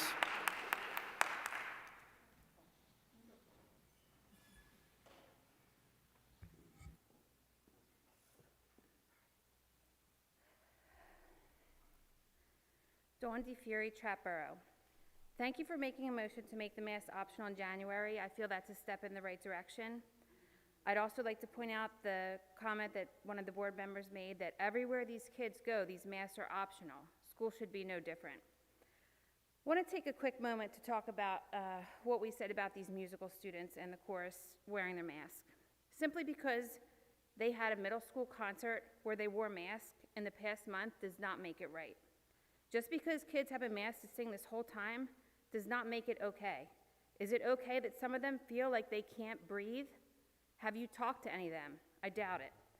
Are we going to be fair to all students, or are we not? Somehow in the exact same building in Perkiomen Valley, some students have a choice to wear a mask during physically straining activity while others do not. This does not make sense to many students. Thank you, Mr. Rowan Keenan. I appreciate you and your advocacy. These kids are they're not singing for hours in a concert. They sing a couple songs. I would also like to address the comment saying that Mr. Keenan was going against the administration by trying to make the amendment while sticking up for these students in choir. Why is it okay to request amendments when it comes to the athletes, but not for chorus? Again, the discrimination against certain students continues, and a lot of them are listening and they're watching us. I have heard members of our board being concerned for kids not being able to come to school or sing at a concert if we made masks optional for musicians tonight. I do not understand the logic. Do the masks work? If they don't work, then what have we been doing for the past 2 years? Dr. Russell said in the beginning of the meeting that these masks have worked. So anyone who would have been concerned or afraid could have worn a mask at the concert. Mr. Keenan was not suggesting to take away that option for every child. That is something that seems to have been overlooked on this stage time and time again when everyone votes. Pretty disappointing that one person voted for our chorus children to be able to sing a few songs and smile in front of their parents. But yet all these athletes, which they should be able to do, the wrestlers, the basketball players, they're sweating over each other. They're making physical contact with one another. These other kids and groups such as chorus need to be moving into the same direction as our athletes are. I'm a parent of an athlete and a musician. They should both be treated the same, and they're not. We need to stop making these children wear your fear and other people's fear on their faces, they all deserve a choice.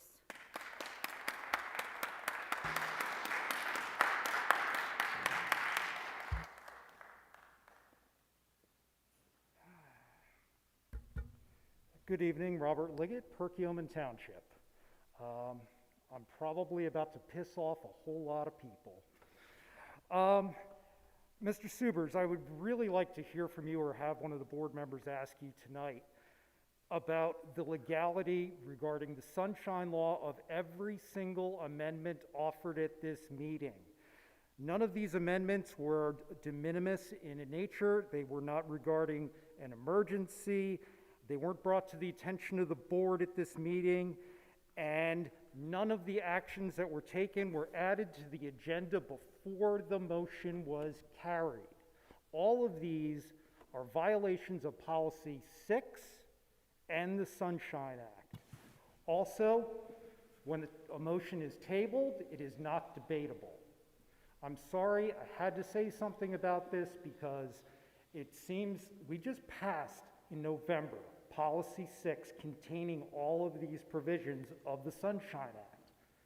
That means that any motion that is not on the agenda and any amendment that is consequential has to go through a bunch of hoops, none of which have happened tonight. The only things that were in order tonight was what was pre-printed on the agenda. No amendments are allowed under the Sunshine Act. We're opening ourselves up to a lawsuit if we allow the actions tonight that are based on amendments that are not on the printed agenda that was published 24 hours before this meeting. If we allow them to go through, we're opening ourselves up to a legal nightmare. We got two lawyers sitting up here on this stage, one of whom doesn't seem to understand the Sunshine Law at all, or that when they make a motion, it needs to be on the agenda. Dr. Kolar, when you said that you had to make the motion, you did not. You were under no obligation to make a motion that is in your section. You could have let it die. Please read Robert's Rules of Order. Read our policies. Follow them, because it's for the protection of all of us. This district, our children, and yourselves, because this opens you up to lawsuits. Follow what we're supposed to do. I'm not here tonight to debate masks or any of the viral things, because guess what? Nobody's mind is changed by any of these hours of debate. But we need to keep the debate the way it is. There's a motion, then a second, then debate. No debate without the second, which is what happened last week. And that's my time, so Mr. I would Shivers? really appreciate a ruling on that. If not, I want it in writing later. Thank you.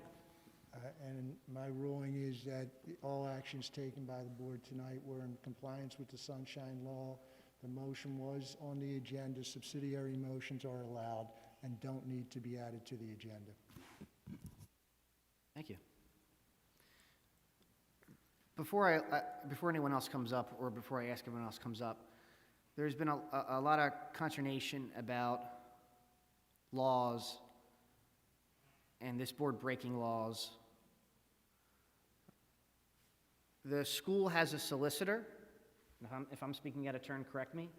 It is the solicitor's job to prevent the board from breaking a law. It is not the responsibility of the board to be lawyers in constitutional law or educational law in Pennsylvania. That's the job of the solicitor. If we were doing something illegal that was against the law, I'm going to assume that you would stop us. That's correct. Thank you. Anyone else?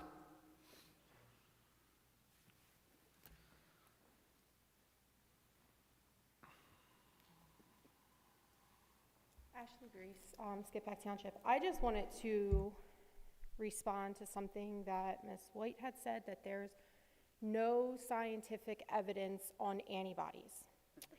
On November 2nd of 2021 this year, Duke, UNC Chapel Hill scientists identified new antibody for COVID-19 and variants. And it came from 2 people who were infected with the original COVID-19 virus. So if you're going to lecture people on keeping up with science, you might want to do it yourself too. Are there any other speakers? Seeing none, we'll move to comments from any board members. Do any board members would like to make any comment? Ms. Evans-Brockett? I believe that we did everything legally tonight, but to Mr. Liggett's point, there were so many amendments and tabling. I'm not sure that the board realizes that item 4.09, the athletic health and safety plan, we tabled. So at this point, we are still on version 7, which means for the remainder of this month, students still have to wear masks when playing, because that's what our version 7 said. So tonight we had the opportunity to vote to allow our athletes to not have to wear masks while playing and to only wear on when they're on the benches. And we tabled that because we had so much back and forth. I don't think anyone knew what they were voting on anymore. Other board members? Oh, sorry, Dr. Kohler. Thank you, Mr. Saylor. I just wanted to make a comment about some things that were said tonight about how we as a board operate. And, you know, I know we are a group of 9 that are not always going to agree, but I think it's really important that we still respect each other and treat each other with civility. There were a lot of comments say about, we all know this, we all know that, we speak for this person, we speak for that person. When you speak as a board member, you're speaking for yourself, not for each other, not for any specific person. And I think that we have to keep that in mind, that we have different opinions and things are going to get heated, but when you speak for yourself. And I think we need to remember that not only here, but on social media and in other areas too. So I just really want to point that out, that I was disappointed to hear a lot of this, we all know this and we believe that, because that's an assumption you shouldn't be making. Thank you very much, Dr. Kohler. Rowan, Kim? Yeah, thank you. Sorry, Mr. Keenan. Just a moment. I just wanted to thank everyone for welcoming me to the board. It has been a wonderful December 2021, and I have never had such a great time in my life as I have had serving at just these 2 meetings for the Perkiomen Valley School District. I've never been interested in doing anything more in my life. I have 4 children currently, and you can understand why. They are the world to me, and this means everything to me. And I appreciate you all for coming and giving us your time. I couldn't imagine sitting through one of these meetings out there, and that's it. I just wanted to wish everyone a Merry Christmas. Thank you. Mrs. Mayers? So I have 2 things. One, I appreciate Mrs. Evans-Brockett saying what she did, because that was not my intention to vote for that, of course. So I don't know if there's any, Mr. Subers, is there anything we can do to rectify that, or it's a question of clarification? Yeah, at this point, I would say there would not be. Okay, thank you. And then second thing is, I just wanted to say, this past Saturday, I had the opportunity to take part with some of my family.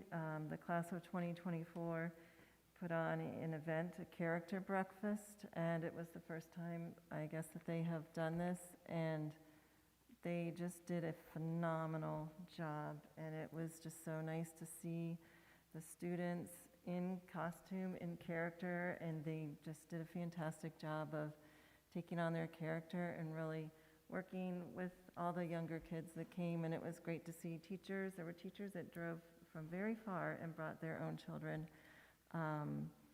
And somebody in my family really commented on what a great community event this was, so I look forward to more of that. So thank you. Anybody else? No? Can you real briefly remind everyone, because the concert is an amazing concert, time? Yes, the high school winter concert, which includes band, orchestra, and chorus, is this Thursday evening in Middle School East Auditorium at 7:30, and it really is a wonderful performance. If you're able to get a ticket, I believe we need tickets this year, I encourage you to do so. Note 10.03, the notice of video recording disclaimer that we have, and before we go into this should adjournment first, so we're going to adjourn this meeting, but before we adjourn the meeting, I just want to let everyone know that the board had an executive session at 6:30 p.m. tonight on the topic of student discipline. This meeting is adjourned.